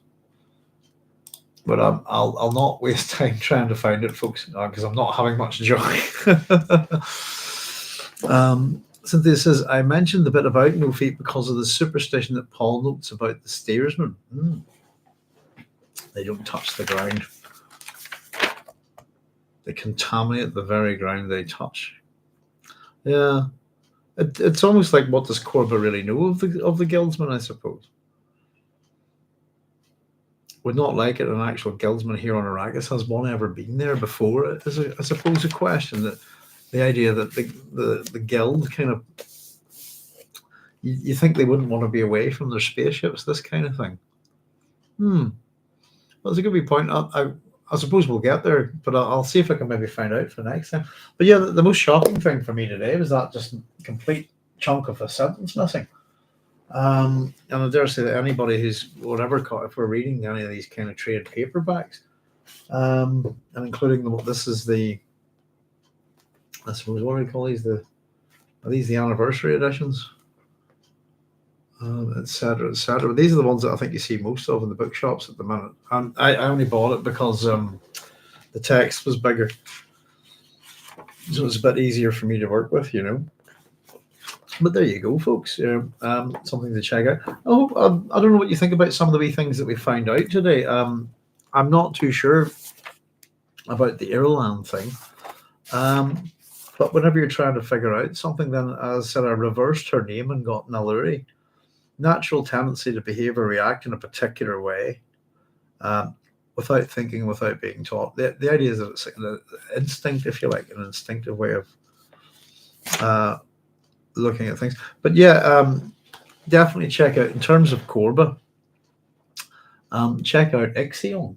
It looks like I grabbed the wrong books there. I tend to think anything that's Greek mythology should be an Apollodorus or and Robert Graves, and it is, but there's just not that much, unfortunately. But yeah, I suppose there is a link kind of to the hunt for the Caledonian board. But yeah, I'm always quite interested in the characters here in Tartarus. They're a good bunch. Let me see. But yeah, there's a whole connection to So it even connects to Helen of Troy, etc. And Perithous is a bit of an interesting character, hangs around with Theseus. Perithous is still in Hades, as far as I know. Let me see. 40 and 142. Yeah, it's just a wee quick nosy. Yeah, Ixion. Yeah, it's wholly with. Yeah, I don't know really why. In Apollodorus' Library of Greek Mythology, this is in the library. We get basically it's leading on from Theseus and the Amazons, Phaedra and Hippolytus, and then we get the story of Theseus and Perithous, and then immediately after that we begin the Pelopids with Tantalus. But yeah, not too much, just a little passage there. Point 20. Ixion conceived a passion for Hera, tried to take her by force. Hera reported the matter to Zeus, and Zeus, wanting to know whether it was really the case, fashioned a cloud in Hera's likeness and laid it down beside Ixion. When Ixion boasted that he slept with Hera, Zeus fastened him to a wheel on which, as a punishment, he is whirled through the air by the force of the winds. As for the cloud, it gave birth to Centaurus, a child by Ixion. And of course, he's later thrown into Hades and then into Tartarus, basically, where he'll remain. The little bit next with Theseus and Perithous goes on to actually discuss the kidnapping of Helen. I'll just read it to you because we were mentioning that. Theseus came to an agreement with Perithous that both would marry daughters of Zeus. With the aid of Perithous, he abducted Helen, then aged 12, from Sparta for himself, and and then, in the hope of winning Persephone as a bride, for Perithous made his way down to Hades. While he was there, the Dioscuri, the Lacedaemonians, and the Arcadians captured Athens and recovered Helen. And with her, they took away Aethra, the daughter of Pythias, as a captive. But Demophon and Acamas escaped. The Dioscuri also brought Menestheus back from exile and trusted the throne of Athens to him. When Theseus arrived in Hades with Perithous, he became the victim of a trick. From the pretense that they were about to enjoy his hospitality as guests, Hades asked them to sit down first on the chair of forgetfulness, and they became stuck to it and were held down by coils of snakes. Perithous remained a prisoner in Hades ever after, but Heracles brought Theseus back to earth and sent him to Athens. He was driven from there by Menestheus and went to Lycomedes, who threw him into an abyss and killed him. There you go, there's your end of Theseus. A little quick trip into Hades. There we go. Cynthia's got it. I just looked up the scene in Children of Dune. Duncan enraged Stilgar with 3 insults. Excuse me. No immortality, water thief, and wearing the collar of a demon. The no feet insult must be elsewhere. Try not to worry, but thank you. That's pretty good. No immortality, water thief, and wearing the collar of a demon. That would pretty much that would get Stilgar. Yeah, the water thief would be pretty bad, wouldn't it? Thanks very much for that. Just before that, Joseph saying, I see there's also a new graphic novel. Is that a new Dune graphic novel? Yeah, I sort of see them in the shops and stuff, but that kind of style of graphic novel, I don't know, doesn't really appeal. I've got the original kind of Dune one here. It's not a graphic novel, is it? Let me see. That's the Marvel comic or something. Right.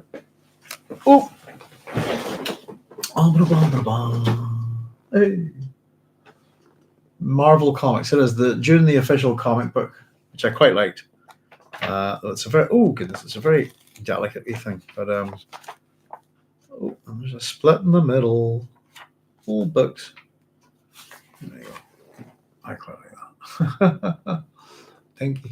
The back cover's pretty cool. Yeah, from the David Lynch Dune film. Just be small book size, paperback size version of the comics. But they're pretty good. I think this copy's seen better times by the looks of it.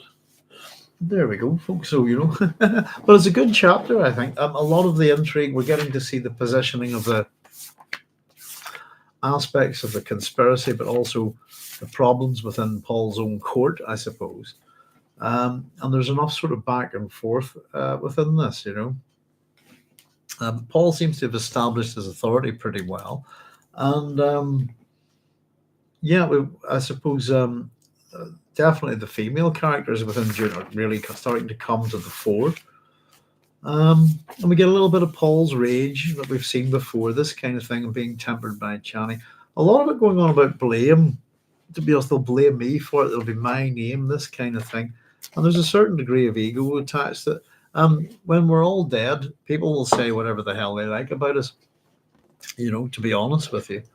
And there'll be very little that you can do to, once someone passes away, your reputation is within, who knows, people can make stuff up, evaluate you on just one fact from your life, if you like.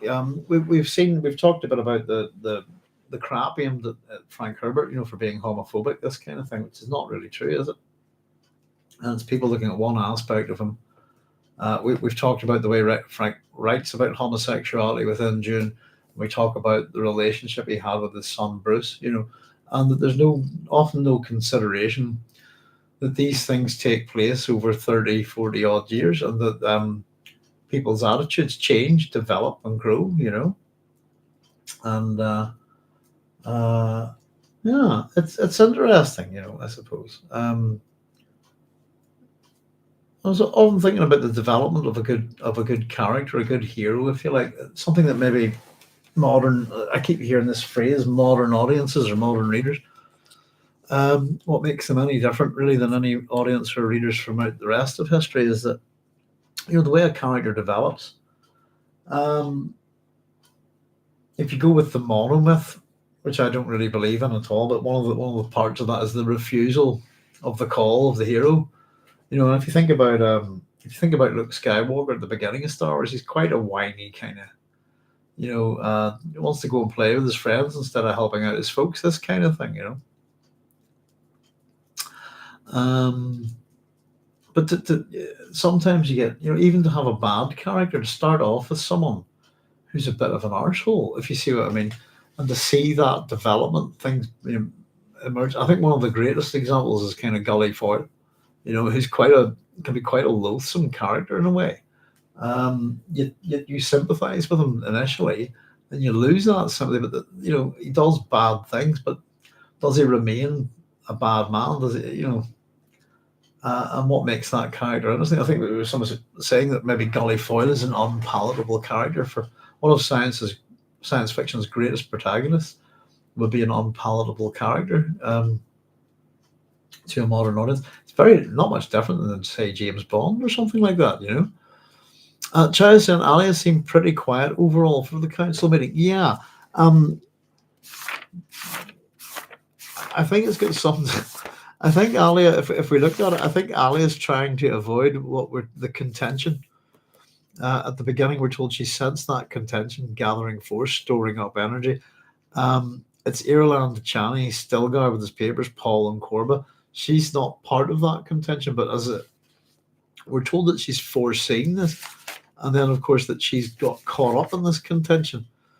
But I think she backs up, reinforces, and emphasizes, and certainly pokes at Korba quite a bit. But yeah, be expecting a little bit more from her, but it's at the same time, I think when Frank's wanting to drop a character, gives us a little bit of this character, we'll get more of her. In fact, we'll get an awful lot more of Alia. And the change that her character goes through. As I think Alia, within the entire Dune series, probably my favorite character just after the God Emperor, really. I think she's one of the best written characters, and I think her tragedy is it's well developed. If you see what I mean, and there's so much mystery around her, and that we can ask so many questions about her. Frank doesn't want to give us everything, but it's I suppose the aspects of the nature of this kind of council, we're getting a few things brought up here. But her role here is powerful. her words are powerful. She's an authority. She seems to be commanding legions on the Jihad that will just with if my sister says this kind of thing, and just her words. Thank the Lord for that. Really quite almost iconoclastic. And I think to the nature of the Atreides religion, if I want to call it that, right from the get-go, she's going, basically treating Korba like the arsehole that he is. But Paul's kind of wondering why is she poking at him, But from the very start, Paul's not happy with this guy, Korba. And that's part of that contention that goes all the way through it, I suppose. We get a little bit of her backdrop, just her own words about what it's like to be Alia. But also the fact, I suppose, that up to this point, Paul hasn't noticed, that she's become a woman. And so that kind of emergence, I think, is what we're going to see from the character. But it's a good introduction. Her words are powerful. Though it's very interesting to see the way Korba's just, you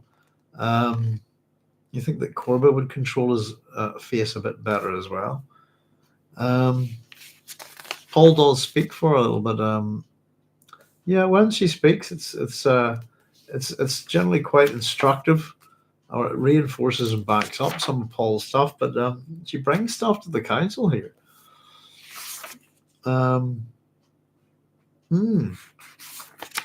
As does Chani. I think Chani and the three women in this are sort of, there's a right old little sort of verbal ruckus going on here. There's different aspects to it. I think that Alia is sympathetic to Chani, I suppose. And interestingly enough, we do see Paul's sympathies towards Irulan a wee bit. But sort of, again, Paul saying, I'll be blamed, Alia's response is, I know a few commanders in the Jihad who pounce if they learned of this. That's a threat. She's very assertive and again, there's just a level of threat that's veiled, I suppose, within this chapter. And that she pities Paul as well. That we see her glance. There's a lot of, I suppose you're saying that she's pretty quiet overall, but there's glances, isn't there? There's non-verbal communication in this chapter.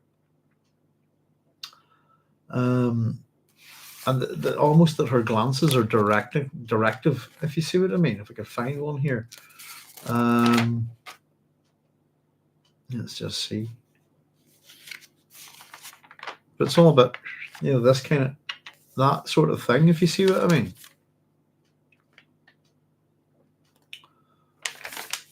I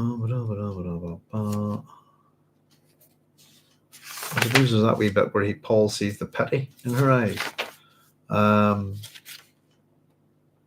But yeah, as much as she seems pretty quiet overall for a council meeting, there's non-verbal communication going on there. She's not silent, but when she is being sent, there's eyes moving about, directing you, and often characters catching someone else watching them, if you see what I mean.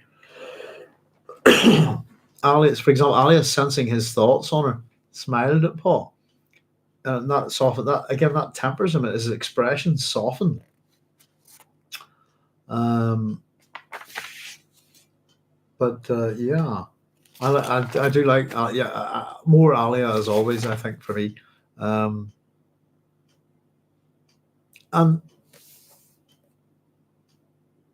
I suppose this other the Paul's trying to see, does my sister kind of get this, and again, ruefully she saw that she'd been drawn into the contention which she'd foreseen, but the discussion of Butcher, there's something quite honest about her here, isn't it? It's almost refreshing. And maybe that's her youth, her innocence, of course, which she doesn't really have, and that she's deceptive.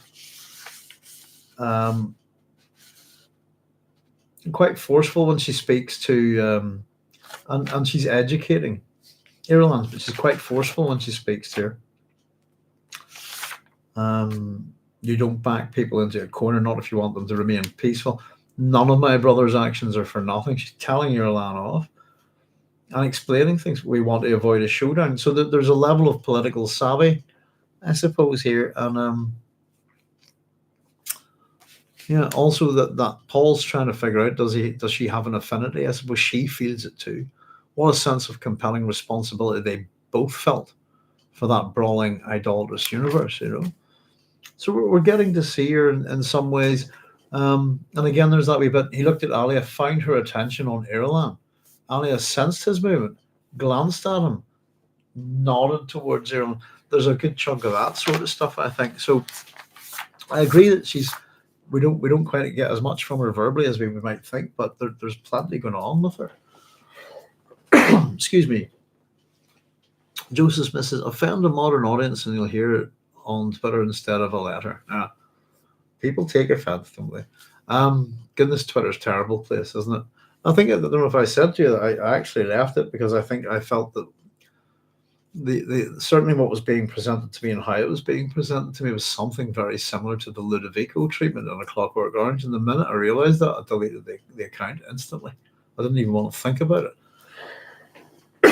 But I have no control over what I see on Twitter. And if you look at YouTube Shorts, it's something similar. Just the stream of different things that you can go from. Oh, here's how to make a nice meal. Here's a dog being silly. Here's someone being shot in the head, and it's just that random. And I don't want to see. I'm a bit tired of seeing people being killed, to be honest with you. But particularly, I think Twitter, an awful lot of people being killed, robbing 7-Elevens, this kind of thing, and just horrific. Just really, I've seen enough of that nonsense in my life. I don't need to see any more. I certainly don't need Elon Musk to decide, his algorithms to decide this is what I should see. So I'm not too bothered about whether a Twitter audience is offended or not. What's being done to you on Twitter, if you're seeing that level of violence on a daily basis, it will affect you and it will change you. It'll not do you any good. China says, is Edric's power of concealment protecting Korba and his machinations too? If not, what is shielding his plans from Alia and Paul? I think we're given a clue to that if we don't look for something specifically, the prescience doesn't work that way. At least what Paul's trying to say. It doesn't obey a natural law. Let me see, just if we get that wee bit. Here we go. He says, it'd be just as correct to say, this is in relation to what is prescience. It'd be just as correct to say it's heaven speaking to us. So there's the reinforcement of the religious mystique, I think. That being able to read the future is a harmonious act of man's being. In other words, prediction is a natural consequence in the wave of the present. It wears the guise of nature, you see, but such powers cannot be used from an attitude that pre-states aims and purposes. So if they weren't, what I get from that is if they're not aware that Korba's up to stuff, for example, you can't go and say, right, show me what Korba's up to if you don't know what Korba's up to. Does that make sense? That's the gist of it I got. Cannot be used from an attitude that pre-states aims and purposes. At the same time, Chai, you'd think, especially with Paul's visions, the way we've seen them work, that something random he would pick it up randomly. But he seems to have more and more, I don't know whether he has more and more control. He talks about there's no cause and effect in the oracle. And I said that that's not true, but in terms of this oracle, perhaps that's what we're talking about. Causes become occasions or conventions or confluences, places where the currents meet. Accepting prescience, you fill your being with concepts repugnant to the intellect. So I don't know. I think that's possibly the answer to that is in Paul's answer to Stilgar. He said what Paul says, when Stilgar says you can't do it, Paul says, were I to seek Tupile with prescience, this might hide Tupile. If I were to seek, we could put in Korba's name there. If I was to seek what Korba's up to, it might hide what he's doing. If you see what I mean, I think, I mean, that's the explanation we're given. I'm going to have to go with that. um,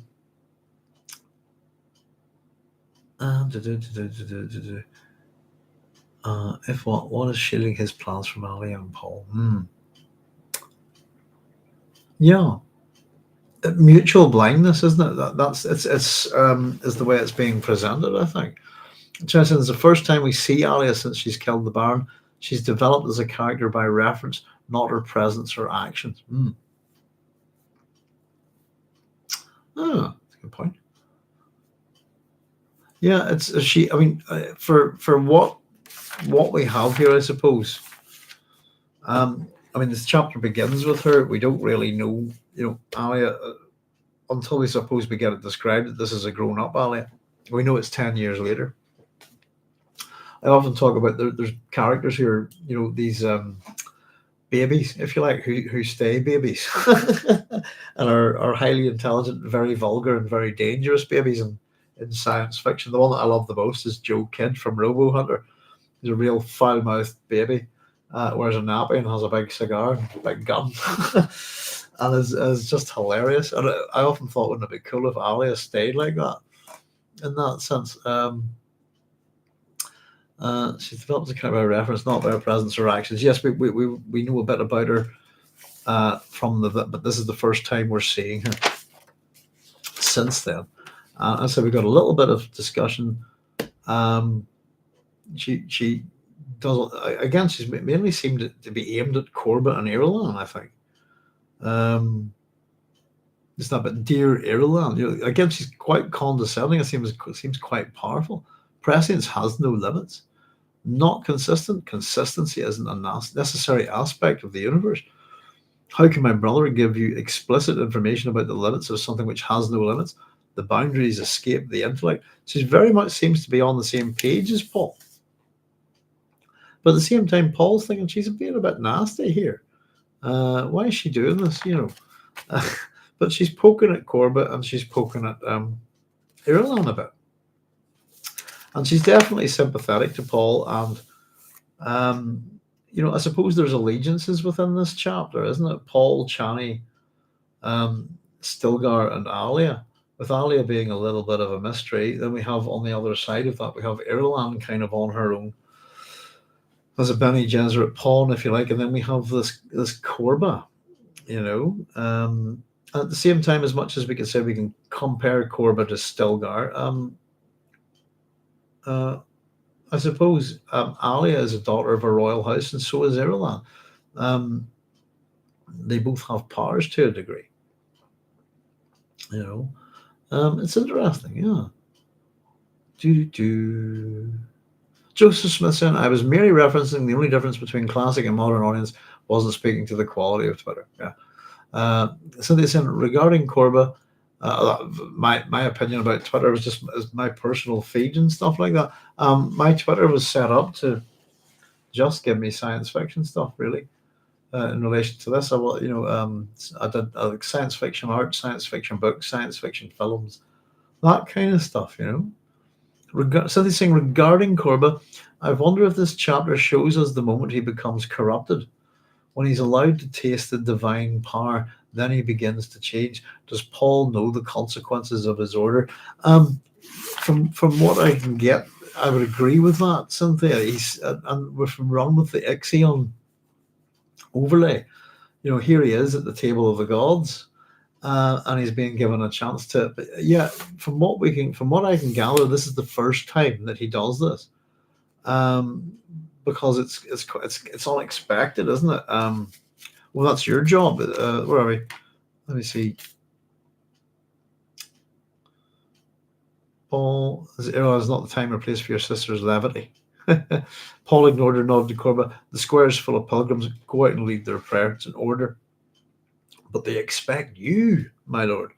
Put on your turban. They'll never know at this distance. So yeah, they'll never know. It's just, stick on a disguise. Because Korba's bald, isn't he? So from that, I've got that Paul normally leads the prayers, what I wrote here. is happy to deceive the religious mistake the Atreides power base. So yeah, he's got to act a bit like a god, hasn't he? Or he's gone out to the faithful. He's the head man. He is a planet. The term for him, I suppose. What do we have? Korba the Quasara. The other term, excuse me, that we have for him is Korba the Panegyrist. This isn't the same thing. He's going out to lead them in prayer, but a panegyrist would be the person, the mouthpiece, if you like, who would go out and it's a positive mouthpiece, if you like, for the Atreides. He would go out and that kind of thing. I was trying to think of good examples of panegyrists, if you like, in other books. Arguably, the Mouth of Sauron would be one, but the one that I think is the best example that kind of speaks and is a similar type of character is, now I think he's called Toady in Mad Max the Road Warrior. He's the guy that gives the speech for the Great Humongous. He's the Ayatollah of rock and roller. Him. He's the guy that catches the feral kids. Tries to catch the feral kid's boomerang, and it cuts all his fingers off. And everyone's just laughing at him, mocking him, and he kind of he kind of laughs along with them. If you see what I mean, that's the sort of character I think that Korba would remind me on, But yeah, and again, it's Ixion. These mythological characters that we're talking about, we talked about Tantalus. Ixion's crimes are similar. There's a bunch of these people, but it's being brought into, you're in the place of the gods, and I suppose not only that, as much as it might be Olympus, the idea is that this is also the gods' home, if you see what I mean. And in both cases, both characters cause offense against the gods, I suppose, and their actions would suggest that they're trying to be a god, aren't they? There's the king of the gods, and you're wanting to have sex with his wife. Well, wow, that's hubris, isn't it? That's thinking something of yourself, and I'm probably not thinking much of what Zeus might do to you, especially if you don't know, if you know a little bit about Zeus. That's not going to go well for you at all. It's the same with Tantalus, chopping up his son and trying to feed it to the gods. So they're both affronts to the gods, but they're also massive violations of the guest host behavior, if you like, And as I said, we don't get to see that prior to this, and so it probably we can assume that Paul's a bit grumpy with this guy, but they've been doing business together again for 10 years. Korba's obviously a priest all of this time, but he's representing the Quasarati in this council. But I would absolutely agree with that, I think. When he's allowed to taste the divine power, then he begins to change. I mean, he's angry at his gods, isn't he? He's not happy with them. Does Paul know the consequences of his order?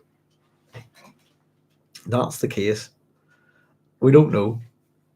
And it's a bit like there are things that Paul's keeping back here. And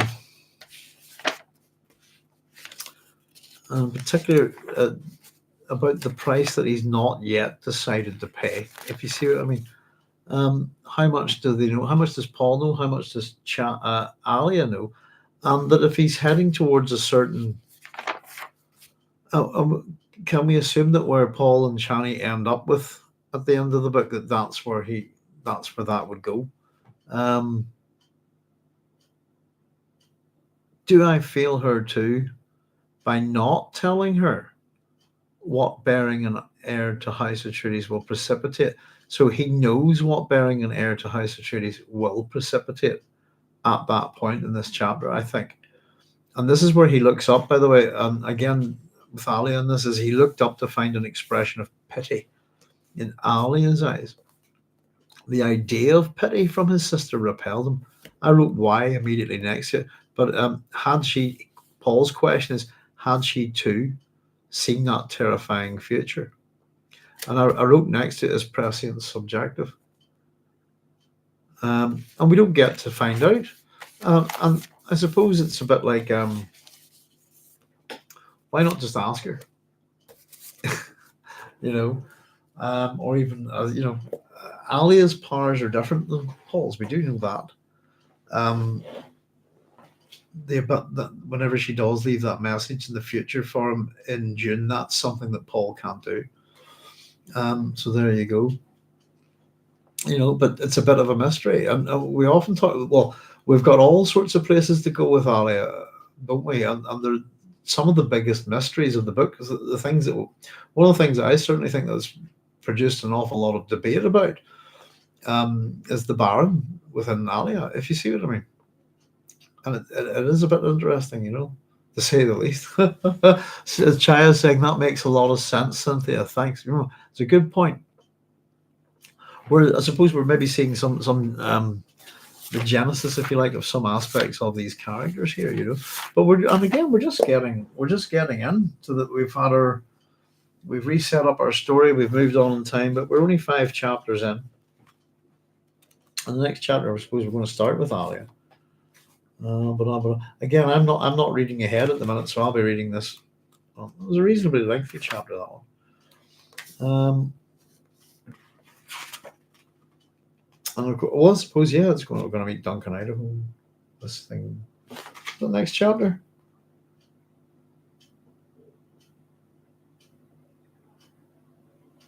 Yeah, Alia and Duncan Idaho. Yeah, the Gola and Edric. So things are starting to progress. Things are starting to move. And there's quite a lot of info there. There's all sort of politicking and stuff. And as I said, we're seeing, I suppose, the interesting thing with the inversion of Dune Messiah, which is where Frank really just, right, I've set you up now, let's show you, if you like. What was it? Oh, sorry, I've lost my train of thought here.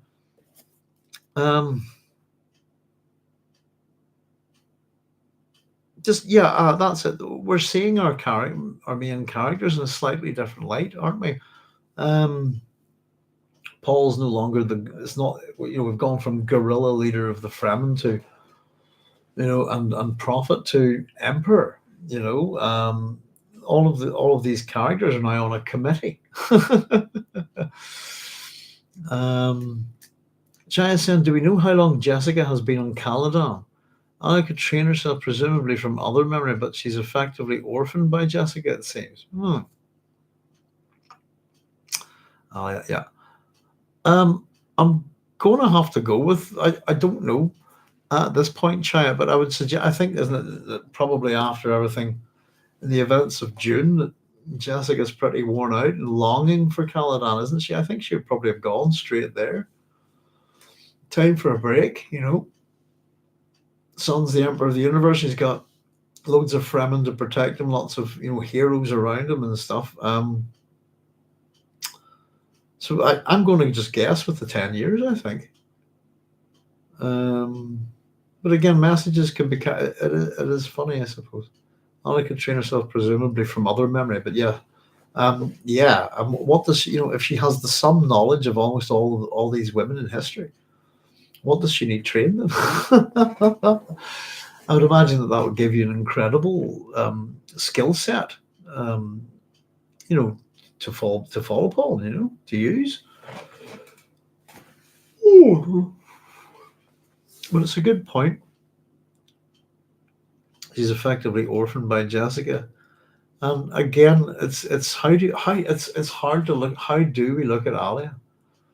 Especially in June, do we look at her as a child, or is she an old woman?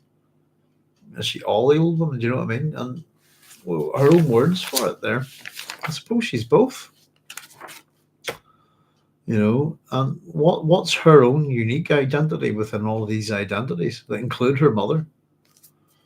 I mean, just as I said, we're just getting going, but the questions that it starts making us ask about her, and we had her in her own words, didn't we?